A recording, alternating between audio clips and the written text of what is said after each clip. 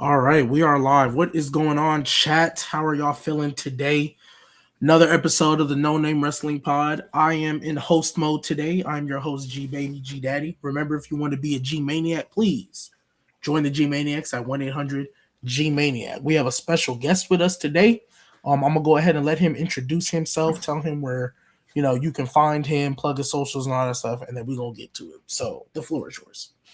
What's good, y'all? My name is Nick, aka Wrestling Truth, but you can call me Truth. You can find me on pretty much every platform: Wrestling Truth, TikTok, YouTube, Instagram, you name it. You can find me there. I go live. I haven't been in a while because I just had a kid, but most of the time I go live for pretty much every WWE show and every WWE PLE. Trying to start going live for AEW as well, but huge time commitment. So you can find me on pretty much every platform at Wrestling Truth. We talk wrestling. We talk anything going on in the world, whatever you guys want to talk about. But, dude, I am so hyped to be here. So appreciate it. And you take the floor. Well, let me ask you, because I just had a baby not too long ago as well. I went on paternity leave at the start of the year because, boy, bro, we were supposed to get, our due date was January 25th. Mm-hmm. Then they said, we're going to induce you on the 4th. And then the water broke like 2 o'clock in the morning on January 2nd. Yeah. So we had nothing packed. We had nothing packed. He was like, oh, okay. So I want to ask you, how much sleep are you actually getting? What was that? I don't know what that is. I haven't heard that. I haven't heard that thing before. Bro, you want to hear something crazy? Dude, I was live for the Rumble for 4 freaking hours. No way. The moment I walk out of my door, I'm like, all right, long stream, like good stream, but long stream. I'm gonna get in the shower. I got work tomorrow. I gotta go to bed. I walk 2 steps out my door. Babe, what's up? My water just broke. Ooh. I go, all right. let's go. I was like, I gotta lock the hell. Oh, so you what, a month maybe at most, month and a half? He's almost 2 months old, but like, yeah, bro, I'm in the thick of it right now, bro. It is absolutely, it's a blessing. It's an absolute blessing, but dude, it's wild, man. Like I can never, you never know about it until you feel it yourself, man. So I know you get that. Yeah, it's I mean, it was definitely like, see, me, I was talking mess the first 2 weeks because he was just sleeping, wasn't really crying. He kind of do the one, but I'm like, oh, this what everybody was complaining about. This is easy. We get to week 3, week 4, dude. Oh, it was. If I had more days to use at work, I would have used a couple of them. I would have used a couple of them. So, but yeah, no. It's definitely a blessing. It's definitely, it's tough. Like adjusting, but. Do you have a son or daughter? Son. Oh, okay, nice. Yeah, so do I. So yeah, he turns 3 months in in April. So it's gone by so fast, but we love it. So yeah, it's a blessing, bro. But yeah, chat, let's go ahead and get into the stream. As people join, we will add them in. There we go. Lynn, what's going on with your brother? What's good, my brother? Sorry, chat. That was my bad. Sorry for no, it was Mo. It's still Mo. But hey, G, you shaved the stash? I had to, bro. Like, my allergies always mess up in spring. They always go crazy in spring. And I was doing like the nasal spray stuff. I literally looked at my mustache and I could feel my hair getting into my nostrils. I was like, this is ridiculous. So I had to. I need to straighten mine up. It's been rough out here. Haircut. Ooh, I'm probably not gonna get a haircut for. That's why I ain't take the hat off. What's up, bro? My name is Lynn. Nice to meet you. What's good, bro? I'm Nick. You can call me Truth. Hell yeah. Nice to meet you, Truth. All right, so we're going to get into it today. We are recapping old WrestleManias with WrestleMania season around the corner. But before we get into that, I do want to ask you, Truth, how do you personally feel about the build to WrestleMania this year? How do you feel it's going? How do you feel it's been looking? You know what's funny is this is like because of the whole baby situation, this has been the first time I've really been able to watch wrestling without needing to be live. And like, it's been like years since I've been able to do that. And I kind of like, I won't lie to you.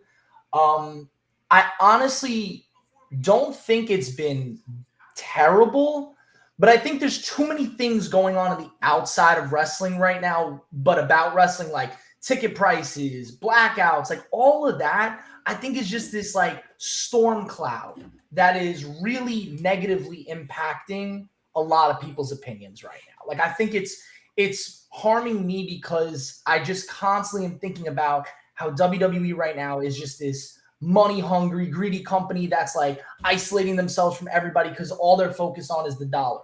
The in-ring action that I've been seeing in like the matches, I'm excited for. And obviously now that we got Cody and Randy like doing what they're doing, it's getting a lot better. But I feel like it's just this overwhelming like storm cloud is just hovering that's kind of taking me out of it. So I feel like maybe the in-ring build has been pretty good, but it's not feeling like Mania right now for me. Right. Lynn, what about you? I'm not mad at that. So you know how I'm rocking G, as we always talk about. So like the Mania build, I will say, has gotten better. Like, because if you go back 2-3 weeks ago, we were like, what the fuck is happening? We're in the depths of despair. And like now after Randy gets announced, you know, we get that stuff with Cody and Randy. It's like, okay, I'm interested in that story, Master and Apprentice. Even though I do have qualms with this week where I feel like, yeah, okay, Cody's knocked out. You can't have him there, but you got to build the feud more. It's like, I get you doing the Cardona thing, but like, I would have preferred if you have Cody all messed up, like bandaged up on the face, talking, saying how he feels something, but we're building the feud. We got that. Stephanie and Liv, I'm excited for. I wish they would do a little more because like, unlike the others women's feud, there's actually heat that like there's people are excited for that one. Like with Jade and Rhea, it's like y'all made that a muscle building contest, a dick measuring thing. So it's all messed up over there. But at least with Stephanie and Liv, it's like, okay, we're hyped. And you know, Punk Roman, cool. Rhea and Jade is like, y'all don't know what to do. Y'all keep effing around when easily all y'all had to do was, like G said a couple weeks ago when it was just me and you.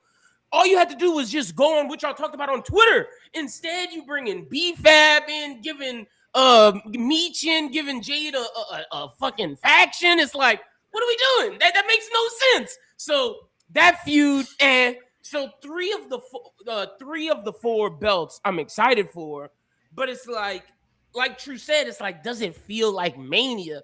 And I guess we were too spoiled with 40's build and even so 39's build. Like, those were good builds, whereas 41, we came back down to earth, and 42, it's like we really came back down to earth. So I'm not going to say it's bad because, like I said, I'm excited for Randy and Cody, Punk and Roman, Liv and Stephanie.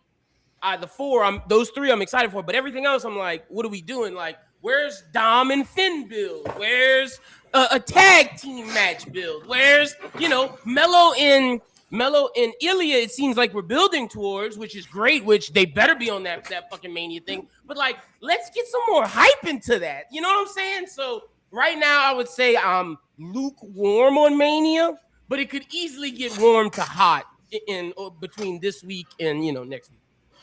Yeah, I think the good thing is Mania used to be the first weekend in April for so long. Now it's like the third weekend in April. Yeah. So they have that's true. Way more time, but you said it. I thought Jade and Rhea was just going to be whatever. Unironically, the addition of BFAB and Meechin made it worse. Why did they do that, bro? I saw them pop up on the screen. Actually, no, what happened was I was barely watching SmackDown this afternoon. My son, I just put him to sleep. I was watching SmackDown to catch up because I didn't get a chance to watch it this weekend. Spring break, my parents are here. I happen to scroll on Instagram as I'm like fast forwarding through the commercials, and I see the picture of Meechin and BFAB, and I'm like, "Are we serious?" So then I get to the part, and I want to see how they get there. That unironically made this feud way worse for me. Because now, either A, Jade Cargill retains with one of the weakest factions since the Pure Fusion Collective, or B, Rhea wins and there's no point in the faction. So it's like, I didn't care about that at all. My thing is, like you said, she has to win now. It's like, why else are you giving her this faction? Yeah, right. Like, that was not, unless they're going to turn on her at Mania, which would still be horrible. Dude, that would like, be this is really bad. If this was like an elaborate plan for them to turn on Jade, horrible. You didn't even Trash. But let's you say know, they having her there for after it would Bianca. Bianca has to be coming back like right after. I don't know. I saw the video she posted about her finger. I'm like, oof, hey, good luck. Yeah. But Wait, we're not gonna spend too much. Yeah, I don't know. But we're not gonna spend too much time on the new Mania build. We're gonna talk about these old Manias. We're gonna talk about when the game was what we loved, right? We're gonna talk about when wrestling was at its peak. So, Truth, I'm gonna start with you. What do you feel like? And we obviously it's social media world now, so we be making reactions live and talking about all the different things that social media has to offer, right? Like the Twitter, the reports. You see some reports and you react to that, all that stuff. But I want to take it back when we was just watching this for the love of the game, right? When we was watching this because it was really touching our souls, right? I want to know, what is one of your favorite WrestleMania builds, right? Builds. So we're not talking about the actual show itself, but a time where you just go back to like the WrestleMania build, like just being excited to get to that show. Okay. So if we're being honest, like if I'm talking like straight up, I mean the build to WrestleMania 40, like I mean we're talking, even though it's modern, like I've been a content creator for that, like it's a completely different build. That was probably my favorite build just overall. Honestly, from 39 to 40 was probably realistically my favorite WrestleMania stretches ever. Mm-hmm. Like, I mean, people could tell you, oh, go watch WrestleMania 17. I wasn't born. All right. It ain't going to affect me the same way it's going to affect, some guy in his 50s. But listen, the WrestleMania 39 and 40 was awesome. But I'm not going to lie to you. The build, I want to say it was either 25 or 26. When The Undertaker and Shawn Michaels had their second go around, right? I can't 26. Emphasize enough, from the playgrounds, bro, to the house parties that we all hung out watching Monday Night Raw, Friday Night SmackDown, whatever it is. That build of where Shawn says, "I can beat you, I can beat you," and put his career on the line right here. That hit me right in my heart. Yep. Because, bro, when you're a kid, you suspend your disbelief. You don't know the logic behind, like, oh, yeah, this is Shawn's retirement match, clearly.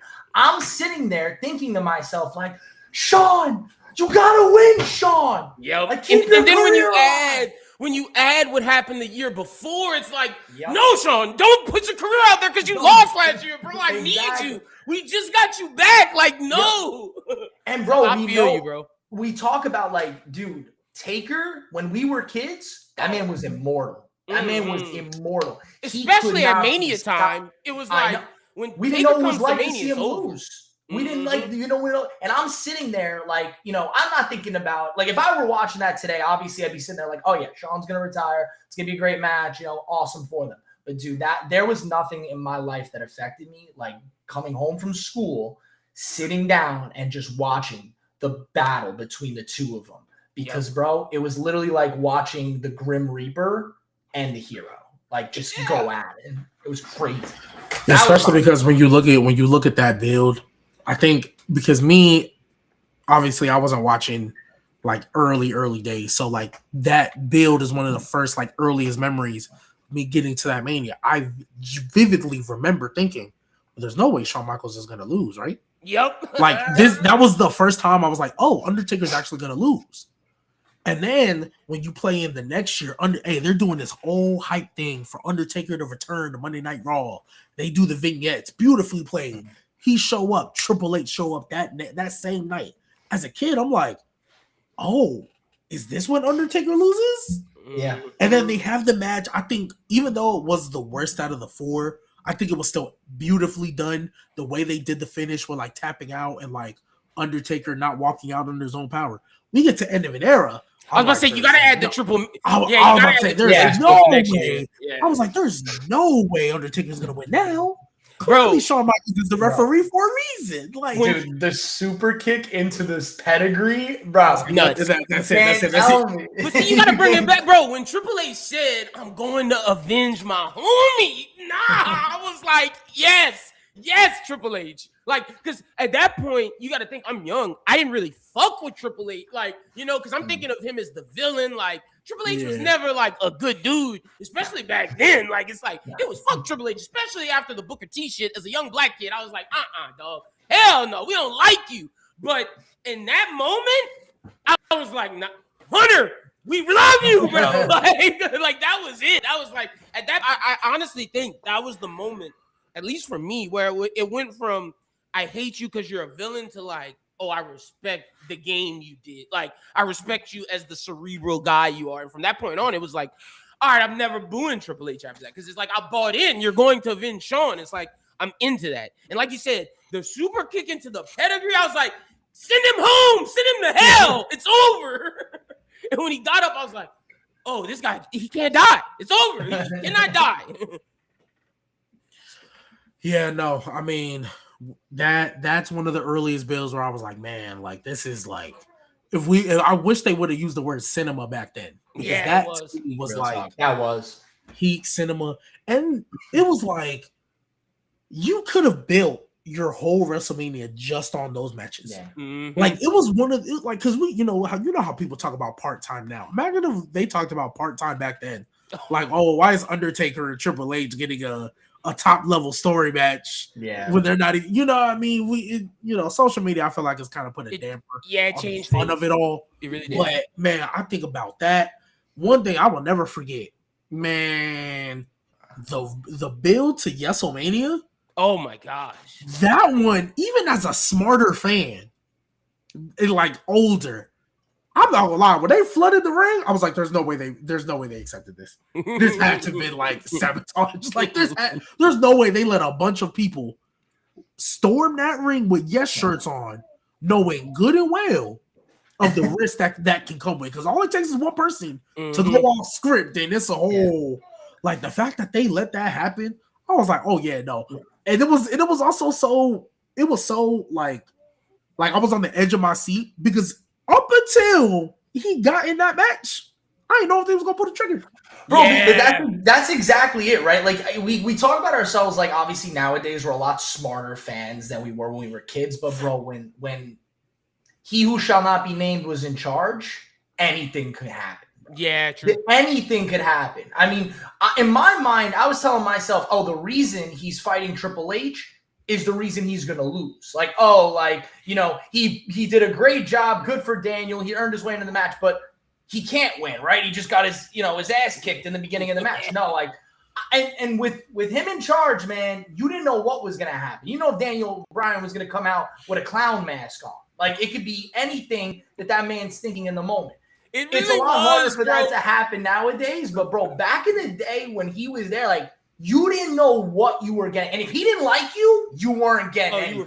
Bro, you're bringing up and you just didn't know. He would tear up scripts before the show would start. 5 minutes before the show. Yeah, like, we're going with this now. It's like, what? But look, I got another build for y'all. The build of, and speaking of my guy Hunter, this was back when I didn't like him. And this was one of the moments where I was like, yes, this guy needs to win. I'm bringing you back to WrestleMania 21. Triple H and Batista, and it literally starts when Batista goes thumbs down and he chooses. That build between those two and the way it finishes, absolutely amazing, bro. I was so enthralled in Batista as like a character and being the hero. I was like, hell yeah, Batista, show them niggas you're not stupid. Like, because that was Triple H's thing. You're dumb, Batista. Oh, you never know, you're an idiot. This, that. Nah, Batista just whipped your ass, and then he beat your ass 2 more times back to back, nigga. So yeah, that was amazing. I feel you. Nate, my guy, welcome to the show, my guy. We are talking about right now our favorite builds to a WrestleMania, not necessarily the match or the actual Mania, but just builds, like the anticipation. Because we talked about earlier how the build to this WrestleMania. I mean, it's gotten better in the past couple of weeks, but it's still, I think the last 2 years coming off of 40. I think the last 2 years have been a little shaky. Yeah. So we're just talking right now about just the builds to said WrestleMania. So wanted to ask you, what are some of the ones all time that you remember either as a kid, as a recent memory, the ones that just like really got you? I'm going to say 28 for sure. 28 felt like a big deal back in the day. Yeah, Rock Cena But you also had the Punk Jericho. That whole feud was one of the best builds going in. Besides, obviously, the Cena one. I thought the Randy Kane feud was a solid build too. I like their story.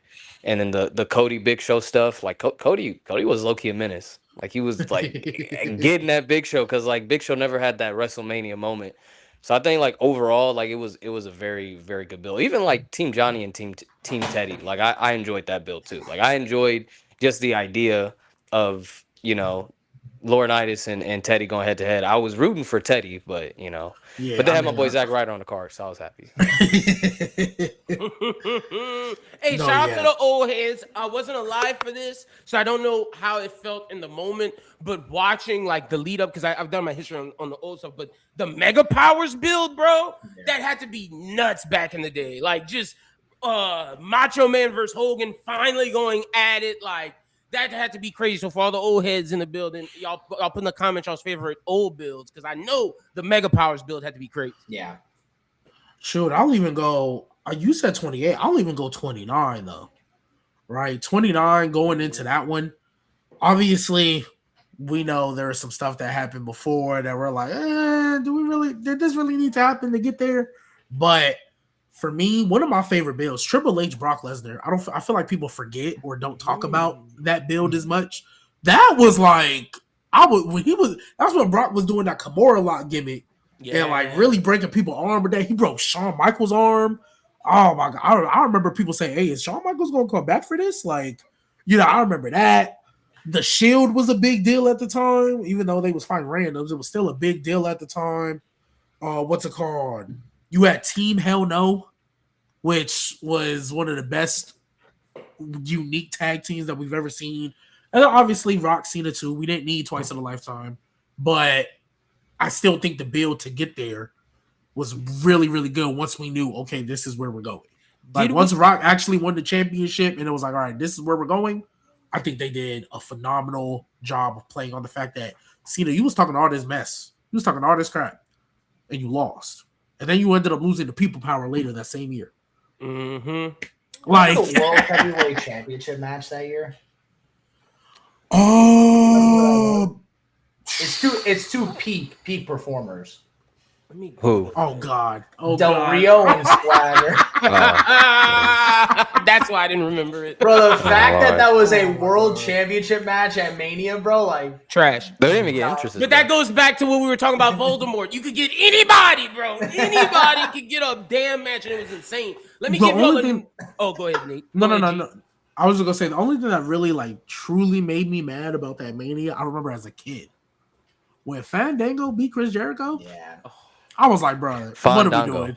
Fandango. I'm sorry. When Fandango beat Chris Jericho. And I think it always makes it worse because then later on, AJ Styles could have beat Chris Jericho at WrestleMania. Yes. Like, you could give it to Fandango, but you couldn't give it to AJ Styles? No. Like, come on, bro. What are we doing?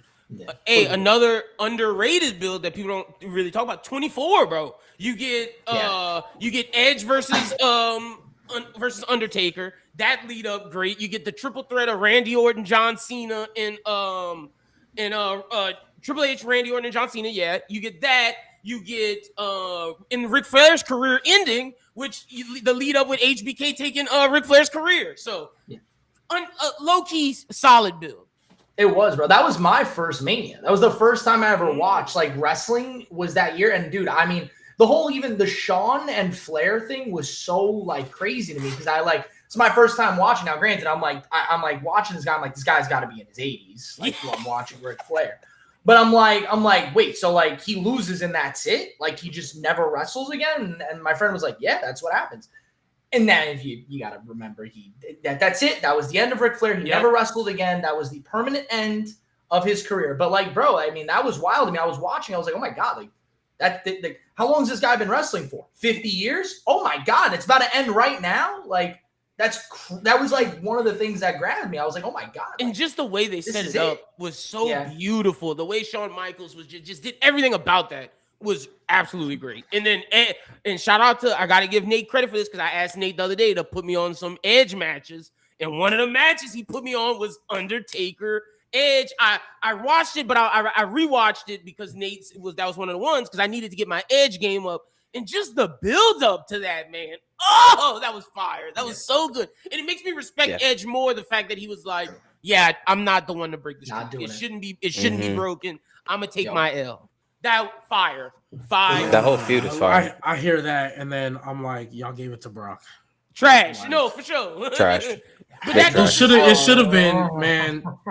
But that goes to show that the brilliance of Edge and how much he loves the business and how much he feels that certain things should be protected. Whereas Brock just care about Brock, man. As long as that check there, Brock just care about Brock. Right. Facts. Another build that always plays in my brain that it would have been like 1,000 times better if they would have just changed the finish from the year before. That Bray Wyatt Undertaker build, Bray Wyatt came back in the casket. We think Undertaker's coming back, and it's him popping up. He's like, I'm the new face of fear. That would have been perfect. If Bray Wyatt beats John Cena the year before and Brock doesn't win, and then Bray Wyatt is the one who breaks the streak at 31. It just all you need to do is change 2 decisions, and that would have been perfect. Cena's heel turn could have happened right there. Bro, could have happened right there. To prove Bray Wyatt, oh my gosh, bro. Bray had so many phenomenal builds to like so many different matches. And every time we got to the match, like rest in peace, Bray. Like every time we got to the match, I feel like it fell flat. And it's because most of the time it's because he lost. Like you build this like guy that you're calling the face of fear. And every time we got to the moment, it fell flat because he needed to lose.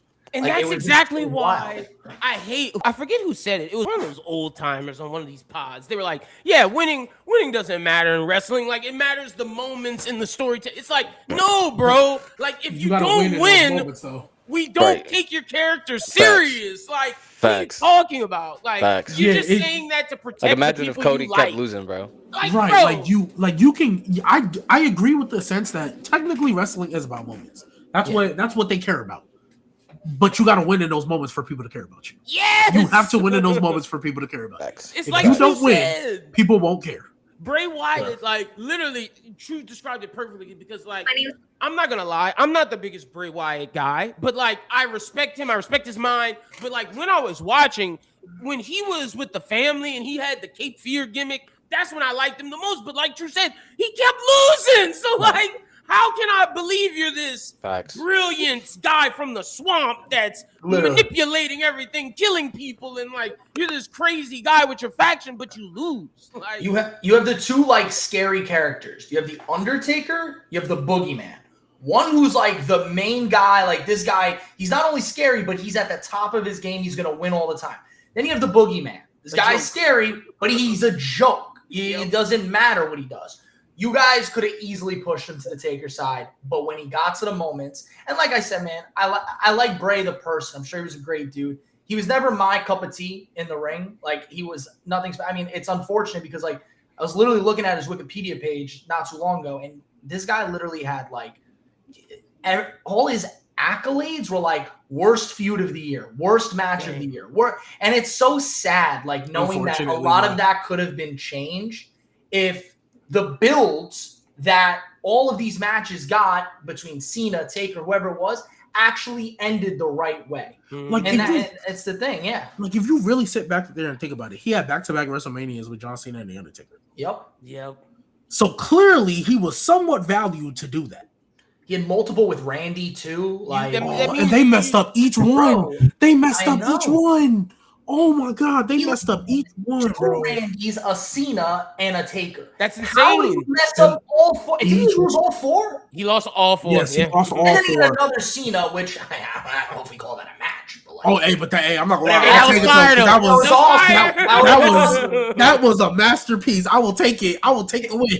His only win didn't even count 1, 2, 3. It was just disappeared. That was it. That was Cena just. And that's the thing. Bray knew how to build it, man. Bray's storytelling mind was amazing. It's just you didn't give him the wins to make it matter. The stories you told leading up, and that's sad. Yeah. What's going on, Malik? How you doing? Yeah, what's up, Malik? How we doing, bro? Am I still taking over? You got it now. Nah, I was just listening to. I was just letting y'all. Your name's still G, baby. Yeah, it is. G-Dad. Oh yeah, we gotta decide the names. You can decide them now. But no, I mean, we only started with like our favorite like WrestleMania builds. We haven't even talked about like any matches of WrestleMania specifically. We just got talking into the builds. Yeah, I ain't talked about the nasty stuff yet. We ain't got there yet. We ain't got there yet. I got some things here we'll put down. This kind of goes into it. So I was just letting y'all. Yeah, no, but you got it. You good. So this is more just like a rapid fire thing. So it's just the first answer that comes to your mind is going to be the answer that you will come up with. So I mean, it's just your personal take. So this is all WrestleMania related. So I'm just going to ask a bunch of different random questions. And if you're in the chat, feel free to play along as well. Give your answers in the chat as well. Like I said, it's basically rapid fire. So I'll say one. You may think about it for a little bit, but everybody will give an individual answer. So first one, and I'll go two. I'll start with my answer, and then I'll let everybody else go after me. So we'll just go with the order. So first one, I want to ask y'all, what is the GOAT WrestleMania main event? Now, I don't know how y'all defined it. I don't know if y'all count the build plus the match, or if y'all count the match. Some people separated. I count the build and the match for me personally. So my GOAT WrestleMania main event would be Cody versus Roman at WrestleMania 40. Go ahead, just keep going. We'll just keep going in order. Oh, okay. Truth next. Yeah, I mean, it's tough for me because I don't think it gets better than that, bro. I mean, and even if you want to like, I'll go the Roman Punk because I don't want to like just pick the same thing Malik did, but like it really doesn't. Nothing could beat that in my opinion. That was the greatest moment, greatest like 15 minutes of my life, and I have a kid. That was the greatest 15 minutes of my life. Fuck them kids. That was just the greatest wrestling moments ever. But I will say, like, to be honest with you, my entire like opinion on wrestling has changed since I started streaming it.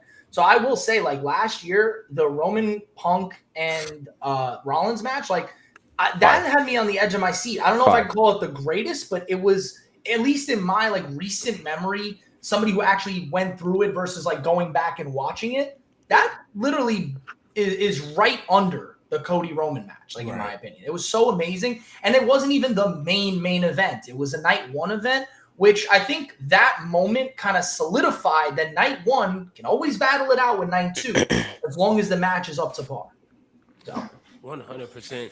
Yeah, my answer is, y'all know I'm the Cody guy on the pod. I gotta go with Roman Cody main event 40, but I'm gonna say this to be different. I'm gonna go with 39, bro. The one where Cody loses, because the build to that, you get to the match itself, everything is fire. And then when Solo Sikoa comes out and hits my guy in the neck, my heart was broken. Like, that's how you know it was such a good main event. It's like, yeah, you could be happy with 40, but let's not forget the greatness that was 39 in the loss. Shout out to Roman. Roman fans are happy. You get to the over the 1,400 days or whatever, like greatest champ ever. My goodness, that was great. So I'm gonna say 39 is just to be different, but my real answer is 40.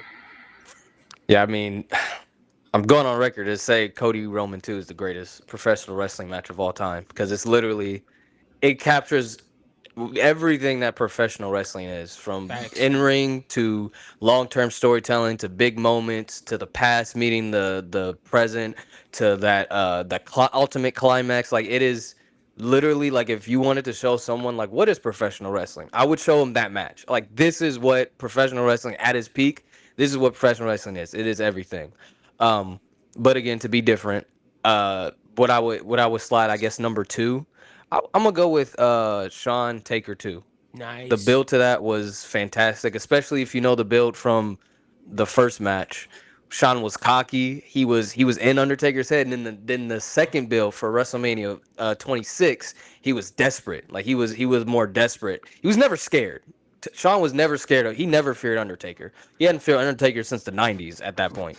But at that point, he was desperate, and he was so sure. He never doubted for a second that he could beat Undertaker, so much that he put his career on the line. And the fact that he helped Chris Jericho, of all people, the dude that made him bleed, the dude that punched his wife at SummerSlam like 2 years before that, he helped him win the world championship just to get a match with Undertaker. Cinema, literal, like, before that, that phrase was even coined in professional wrestling. That was little cinema. Hey, that's funny because everything you just said between G and Truth, they said that, and I'm pretty sure G was said exactly. It was cinema before cinema, so like we're on the same wave. Yeah. I mean, I think most of us now we've pretty much said, "Hey, Cody Roman 2, night 2 at 40 has been the greatest main event we've seen." I'm also going to be a little different just for the sake of this. The tag match from main event night 1 at 39. Yes. That was such peak storytelling. Yes. It's the last time I was actually a fan of Sami Zayn. That was such peak, like the emotion behind it. And because realistically, bro, especially when you look at hindsight, there was technically no guarantee they was going to win either. In fact, There was technically no guarantee, especially when we saw the way night 2 went down. But yeah, just the way they got there. I was there for the Rumble when the turn happened, so that was a crazy night. It was just all of that encapsulated, and then we thought I'll never forget the scene where we thought Jay was gonna side with Sammy, like here's the breakup, and it kicks him in the chin, and it's like, oh, we were right there, like come on, the 30-night tag match. It'll probably be the last time a tag match will main event. Like I was about to say, let me rephrase. Tag team titles. A tag team title match. Yeah. Well, I was gonna say you don't want to go with the one that main evented before the tag match that main evented before that one. Oh, gross. I see you, Nate. WrestleMania 1. Crazy. You want to go with that one, G? Hey, It's a oldie for you, man. Is that the best tag team title match at Mania? Like outside of the ladders, like just I was gonna say outside the TLCs, probably. I would say so. Yeah. Like a straight up Just a straight tag up team match. match. 1, 2, Yeah. like Yeah. probably. Yeah, I would say so. Yeah. Probably. Yeah, I would say we don't want to Just wait. great. We don't want to go with the Revival versus Kurt Hawkins and. Oh, you sick. You nasty. All right, so here, let's okay. So hold on. So everybody's gonna let's make it it's a bit nasty. Let's make it a little. We'll make the challenge a little harder. So I'm gonna ask all these questions, and then let's just do no explanation. You don't even gotta tell people why you're picking what you're gonna pick. You're just gonna say what you're gonna say, and you're just gonna leave it at that. Just to make it harder, because just to get people up suspense. Because sometimes people want an explanation. Yeah, let's for make it everything. hard. But it's like We like it hard. Yeah, balls. Nobody. So is so everybody collectively, realistically, You been hanging out with Will too much. does everybody collectively have Mania 40 as the GOAT main event? Yeah, pretty much. Okay. I mean, y'all all gave a little bit different answers, but like if y'all had to pick one, that would be that would be the one. Okay. Yeah. Worst WrestleMania main event. Now, like I said, I don't know if y'all count builds plus matches. I don't know how y'all separated. That's up to y'all criteria.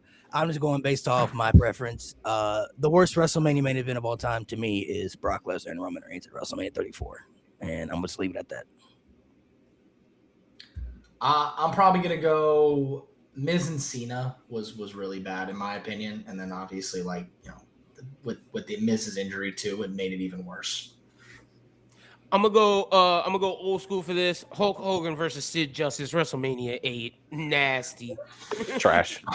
By the way, they had the opportunity to do Hogan versus Flair past that. But they said no. They said no. They ran the house shows in fucking California. Neither guy wanted to lose. That's why. Of all places, California. Anyway, we gonna keep it. Oh, we actually gonna go a year later. We're gonna go Brett Yokozuna / Hogan. Hogan Yokozuna. That shit was ass, bro. Hogan must pose. That's like peak. Like that doesn't work for me, brother. Like that's like, oh my god, bro. That's peak backstage politics. That shit with the black eye and everything, bro. Disgusting. Someone beat his ass. I think it was Macho Man. Didn't Macho Man put paws on him before? It was either Macho Man or the Steiners because they had. I watched the documentary. They told two different stories. Yeah, someone put paws on that nigga, bro. They said, "Oh, you going? All right, bet you going out there? All right, bro." G, what's your answer? My bad. Anything with Big Dog Roman. Putting pacifiers. Yeah, I've usually been in lockstep with Malik with Brock Lesnar versus Roman Reigns being the worst main event I've ever seen in my lifetime. The fake blood is what killed it for me. Personally, Oh, it wasn't fake. It was hard. Hard way. Oh wait, that's Yeah, real. when he got cut open. Yeah, that's the only way they could do it. They I'm not couldn't- gonna lie. in, I'm not gonna lie. in New Orleans, There's no way I Roman think they were. was. I think they were banned from using blade jobs and like in that arena or that city. So Brock, Okay. he beat his ass for real. It looked like Brock they was our took. way. It looked like they took a ketchup bottle It and did. poured it all over his face, bro. It looked. It. You know how like when they use fake blood, Yeah. like, you kind of watch. You're like, oh, okay, that's a nice touch, but obviously it's fake. It was so much. It looked like it was like, okay, y'all was doing too much. The yeah, way it wasn't fake because it was like yeah. right up the top of the hairline, bro. Yeah. Damn. And the one that was fake blood was when Triple H beat his ass on Raw, like in the bill for 32. Oh yeah, That was when Yeah. Byron Saxton handed him that blood capsule. That was when he had fake blood in his nose. I think it makes it worse though that it was real because people still. Yeah, they Yeah. did. No one Yeah, cared, bro. damn. No one No cared, one bro. Is that the last time Roman bled? Yeah, that might be the Probably, only on time. purpose. Probably. On Hey, purpose. he might not. Maybe that's why he don't bleed for the game no more. He never be bleed. This one, I feel like there's really only two answers, but everybody's criteria is different. What would you say Undertaker's best streak match was? My answer, I think the End of an Era is his best streak match. I feel like him and Sean in the first one is the best. That's exactly what I was gonna say. First, Sean match. I think me and Malik are on the same wavelength. End of an era. I rewatched that. But again, before they coined the term cinema, that's literal cinema right there. That's one of the most beautiful matches that you will see ever.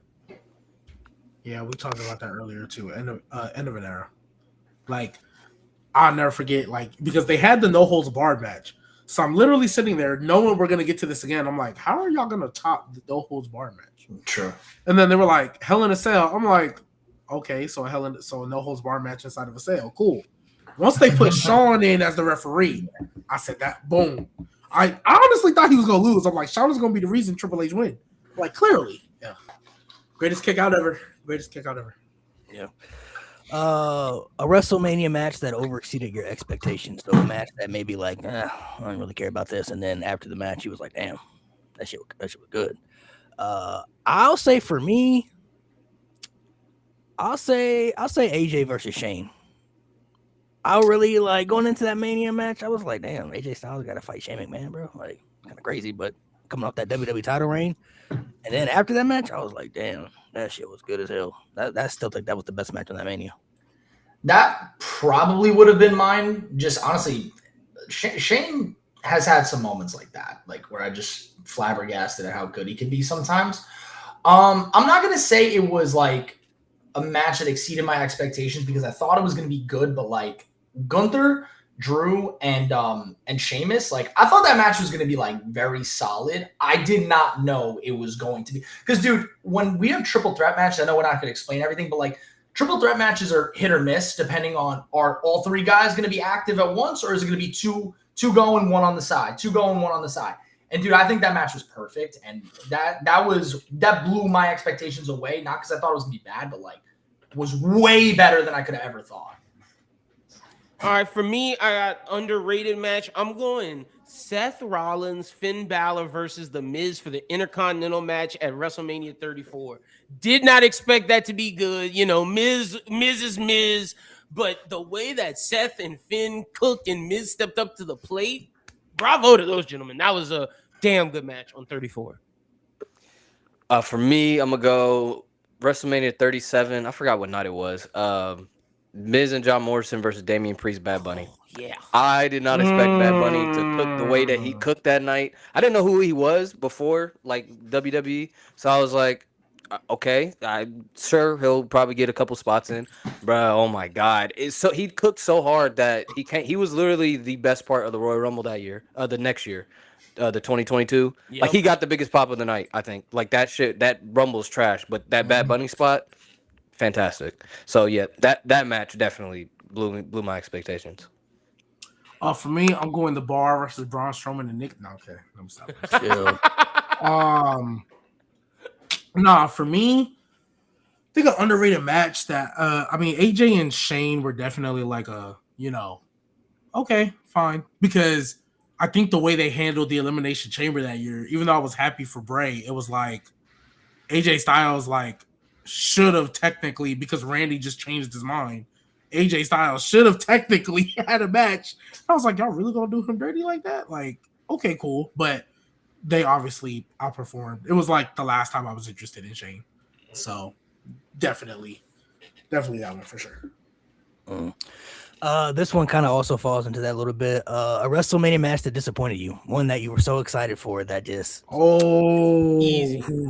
There's a couple of matches you could name. It was a good amount. I'll say to be a little bit different. For me, I still say Triple H, Randy Orton, bro, at that WrestleMania.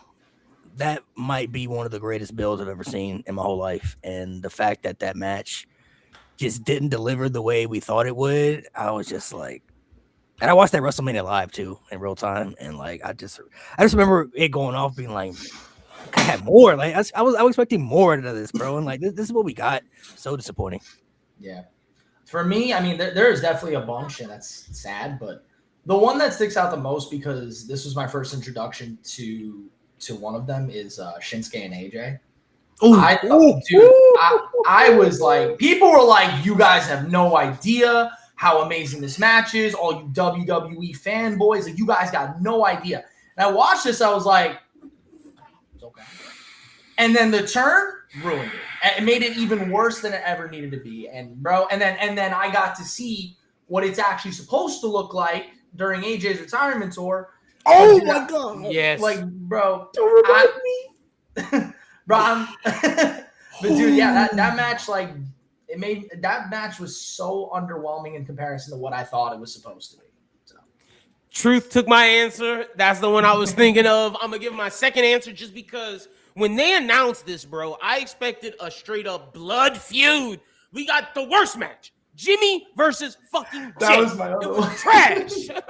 I expected so much. All the brothers were going at this. We're about to end this. They were talking like, oh yeah, this is the first brother match since the Hardys. People were hyping that shit up. It was horrible, bro. Horrible. At least there was a variation between the Hardys and their moveset. Jimmy and Yeah. Jay literally do the same thing. Yeah, I was like, how are they going to make this work? With Jimmy and Jay, though, I'm sitting there, I'm like, they've been planning this since they were like 5 years Yeah, old, bro. yeah. They were thinking about this since they were kids, bro. Like, they have to have this whole thing planned out. Like they were like, yeah, we've been planning this for Mania. Like this has been our dream for forever. And that video package was fire. It And my brother's bro. keeper, like that shit was hard. I was Yeah, like, oh literally. shit, oh And shit. Rikishi was hyping him up on the pod like y'all don't know what y'all don't know what y'all in for. Nah, We nah. didn't. We didn't.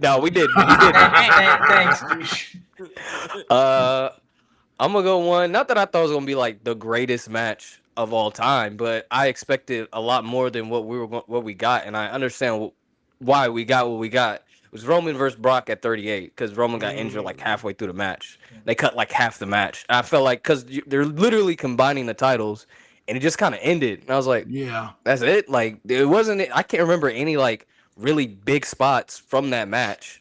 You know what I mean? I was like that just your standard Brock Lesnar / Roman Reigns match. I was like, okay. And then Roman holds the titles up, and that was it. I was And like, he can barely lift up. he that could barely one lift the shoulder. other one. So I was like, oh, okay. Yep. I was like, wow, that's it. All right. That's cool. why they ran it back at SummerSlam. Yeah. I think. Like, I don't think that was the original plan. And then they were like, And that okay. SummerSlam match is fire. I was there for that. That shit was fire. For me, I'm gonna be a little bit different. I'm putting 90% of the WrestleMania 34 card, and I'm putting everything on the WrestleMania 30 Night 2 card except for Gunther, Drew, and Sheamus. My God, those were freaking letdowns. The Demon Finn Balor losing to a Concerto. Not even the Spirit. Concerto? Are we serious? You're the Demon. Asuka losing again. I get you want to Bianca to have the record. Asuka did not need to lose that match. Like, y'all revived her somehow, some way. Why? And then, of course, that all gave us the infamous meme from No Name Wrestling, me sitting there with a red hat on and my New Orleans Saints shirt, pissed at the world that's how WrestleMania Night 2 ended. I knew Vince was back after that. WrestleMania 34, how many Charlotte Asuka should have been how we talk about Charlotte and Rhea? Mm-hmm. What the fuck was that? That was atrocious. Obviously, we already talked about Shinsuke and AJ, and then of course Brock and Roman. Like, what are we doing? Wait, did you say Demon and Edge? Because that's up there too. Yeah, that's what I said. That's what I started with.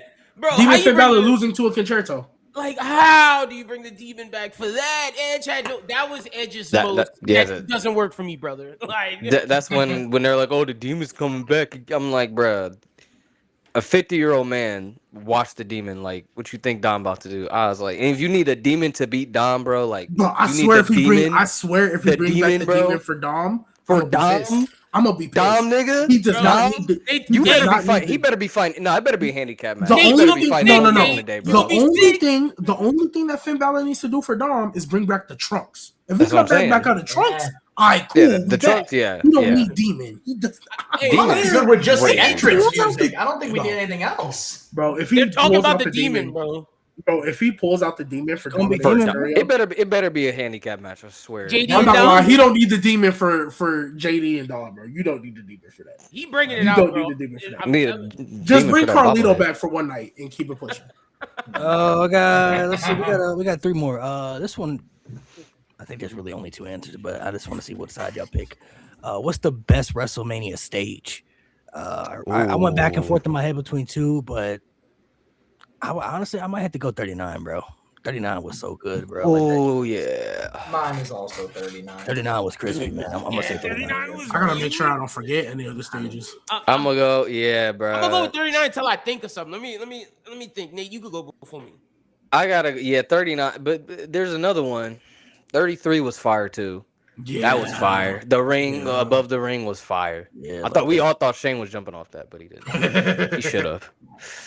I'm gonna go 39, bro. That stage is that's so fire, bro. That stage is so nice. Yeah, it's so fire.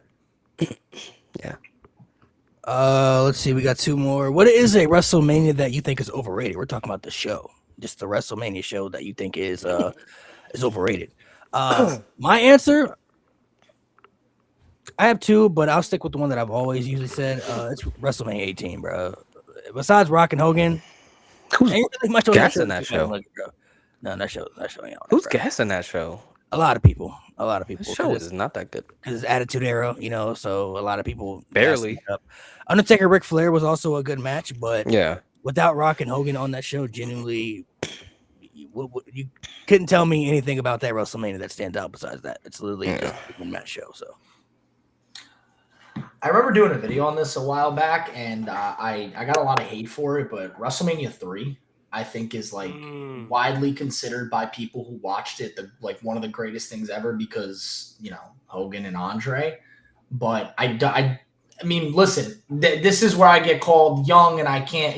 How dare you have a wrestling opinion? You weren't even there when the Mega Powers broke up. I just thought it was bad. I remember looking at the match card and watching it back, and it was just bad. I don't even remember all of them, but besides the body slam and which he had done before, by the way. That's not special. He's done it. Yeah, and then Steamboat,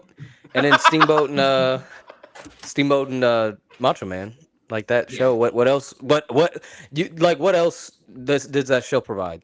Literally. There's literally nothing else from that show that people talk about to this day. Facts. 3 is definitely top choice, but I'm gonna say WrestleMania 33, bro.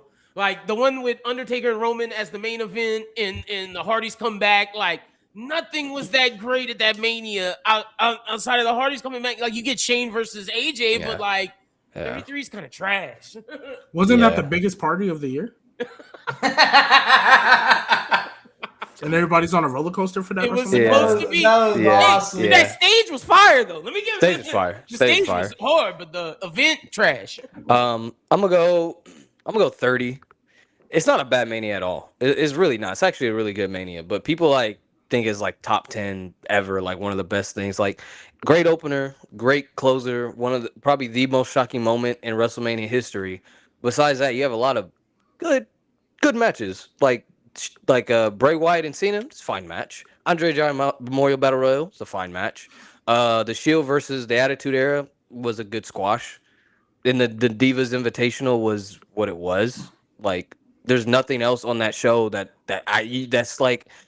makes it the greatest. Is it one of the greatest? Is it a top 10 main event? Absolutely. I think that triple threat is fantastic, and that opener is fantastic too. It's literally Everything in the middle. But it might be the best opener in WrestleMania history. Like, is that in Owen and Brett? Like, those are two of the greatest openers in WrestleMania history. But besides that, like, it's good. It's really good, but it's not top 10. It's not top 10. I'm gonna go 33, and I hate 33 for two specific reasons. Two specific reasons. One, John Cena proposing to Nikki Bella was like some of the most awkwardest acting like I've ever I really believe that was the second time they had done it. I really believe he proposed to her before that because he knew if I do this in front of everybody, it's gonna be awkward as hell. So hey, don't wear the ring until we get out there, but just know I'm gonna propose to you before that. That's how I feel. That's the first reason I hate that. And two, I don't care what anybody says. Lynn, you were happy about it. When I saw them motherfucking Hardys come out for that fatal four-way, I was probably the only person who moaned and groaned. Because I knew Enzo and Cass were never getting those titles. They literally waited so long to give them the title. So I was like, okay, you know what? I won't hate you for it because they're gonna get them in Mania, right? I think the bill was a little bit too clunky, right? It was kind of like, oh, I guess we can have a ladder match, cool, but fun. Enzo and Cass are gonna win. You had the Bar there, and I think you had the Var Villains there or something, right? I think it was them. No, who was it? Was it the Var Villains or was it them? Gallows and Anderson. Oh, Gallows and Anderson. Okay, so I'm like, okay, I can live with this. Enzo and Cass gonna get their titles. Then the New Day started doing their little thing, and I'm like, there's no way. There's no way they're gonna put him in this match. And again, this is before reports and dirt sheets. I ain't looking at that stuff. I see the Hardys come out. I said, you motherfuckers. Enzo and Cass ain't never getting their titles. And it was such a waste because then we know what happened to them after. And it was such a waste.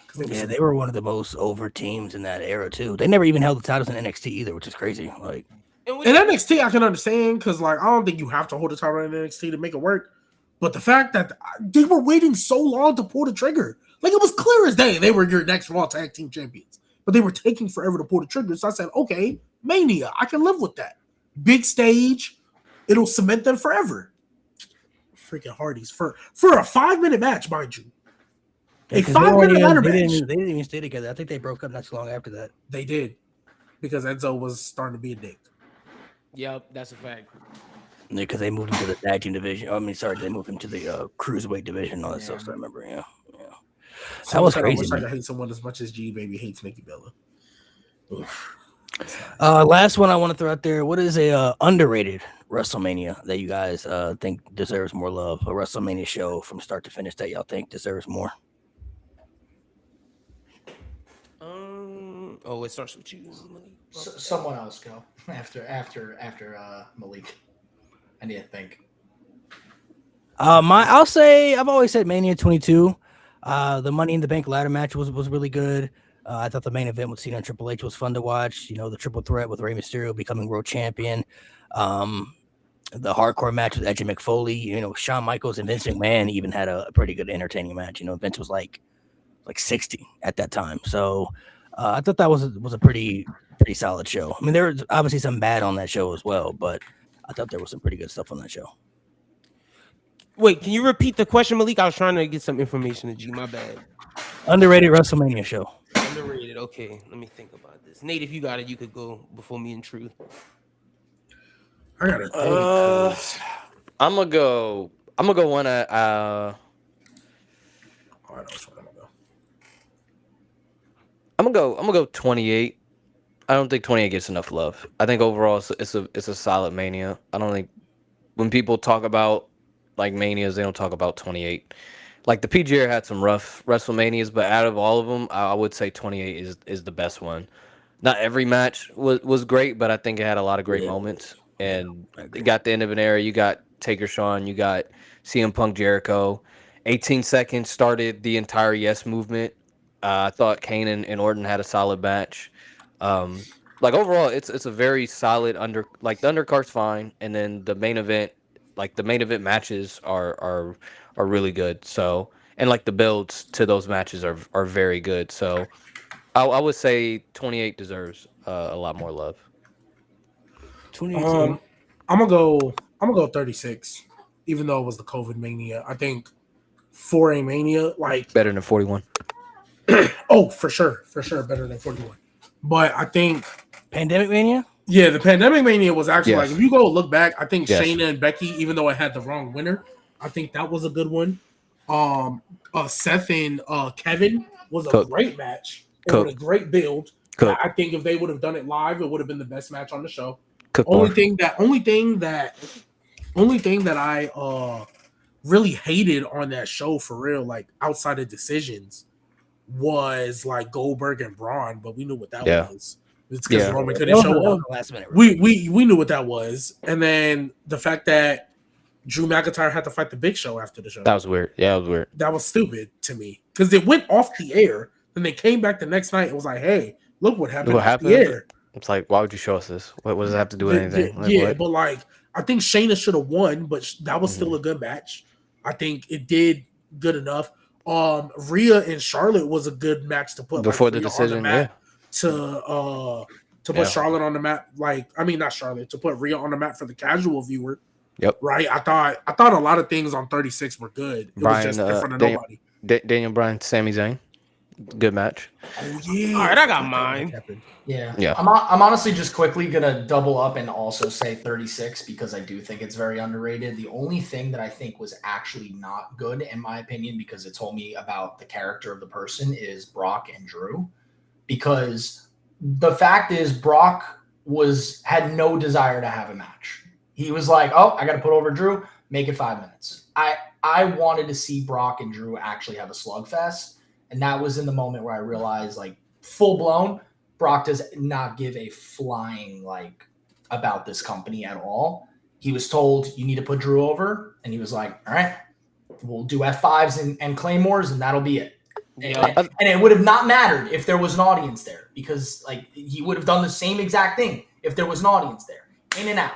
I do In and think out, Brock. get on my jet. I do think Brock does pick and choose when he cares. He is I so do think sad, bro. I do think it has something to do with the pandemic, though. I really feel like Brock was like, "Oh, there's no fans. You want me to do this in front of nobody? Okay, Yeah. fine." I don't think it had anything to do with Drew, because in the build, he actually helped Drew like position Yeah. himself in front of the camera and stuff, and like After he the told him Rumble, hit him again. too.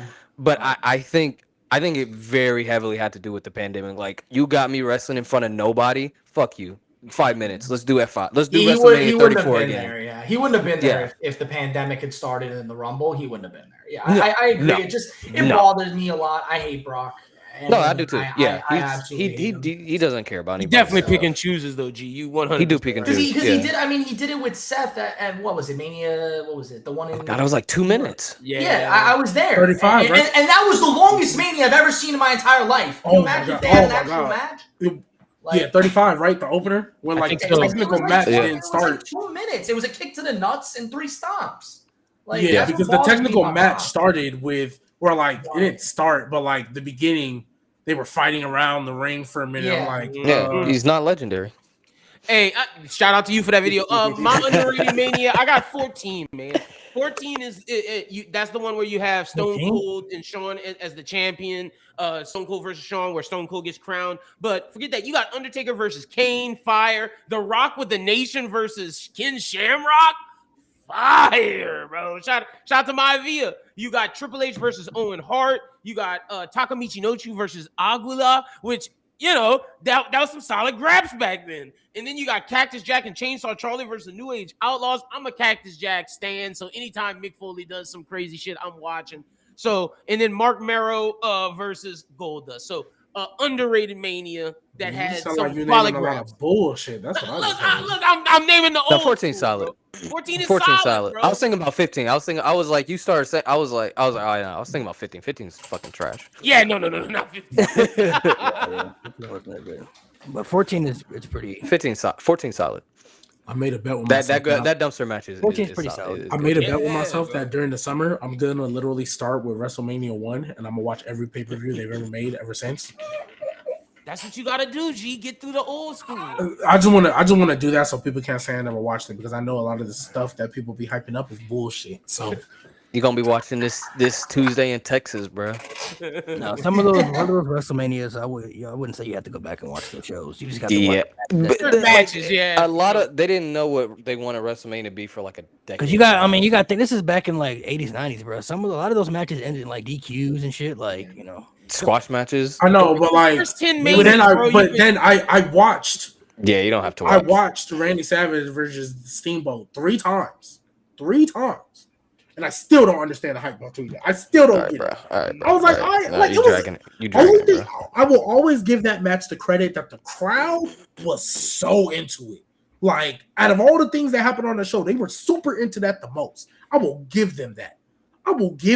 They, there were some rest holds and some technical. Yeah, cool. I watched it 3 times and I watched it objectively. I didn't have nobody in my ear. I went and watched it myself 3 times to see what everybody was talking about. Because I was like, you know what? Maybe I am being too much of a hater on the old people. Let me go watch this to see what everybody's talking about. I watched it 3 times. It was cool. I was like, okay, this is cool. This is what everybody talking about as the greatest IC title match or one of the greatest WrestleMania matches of all time.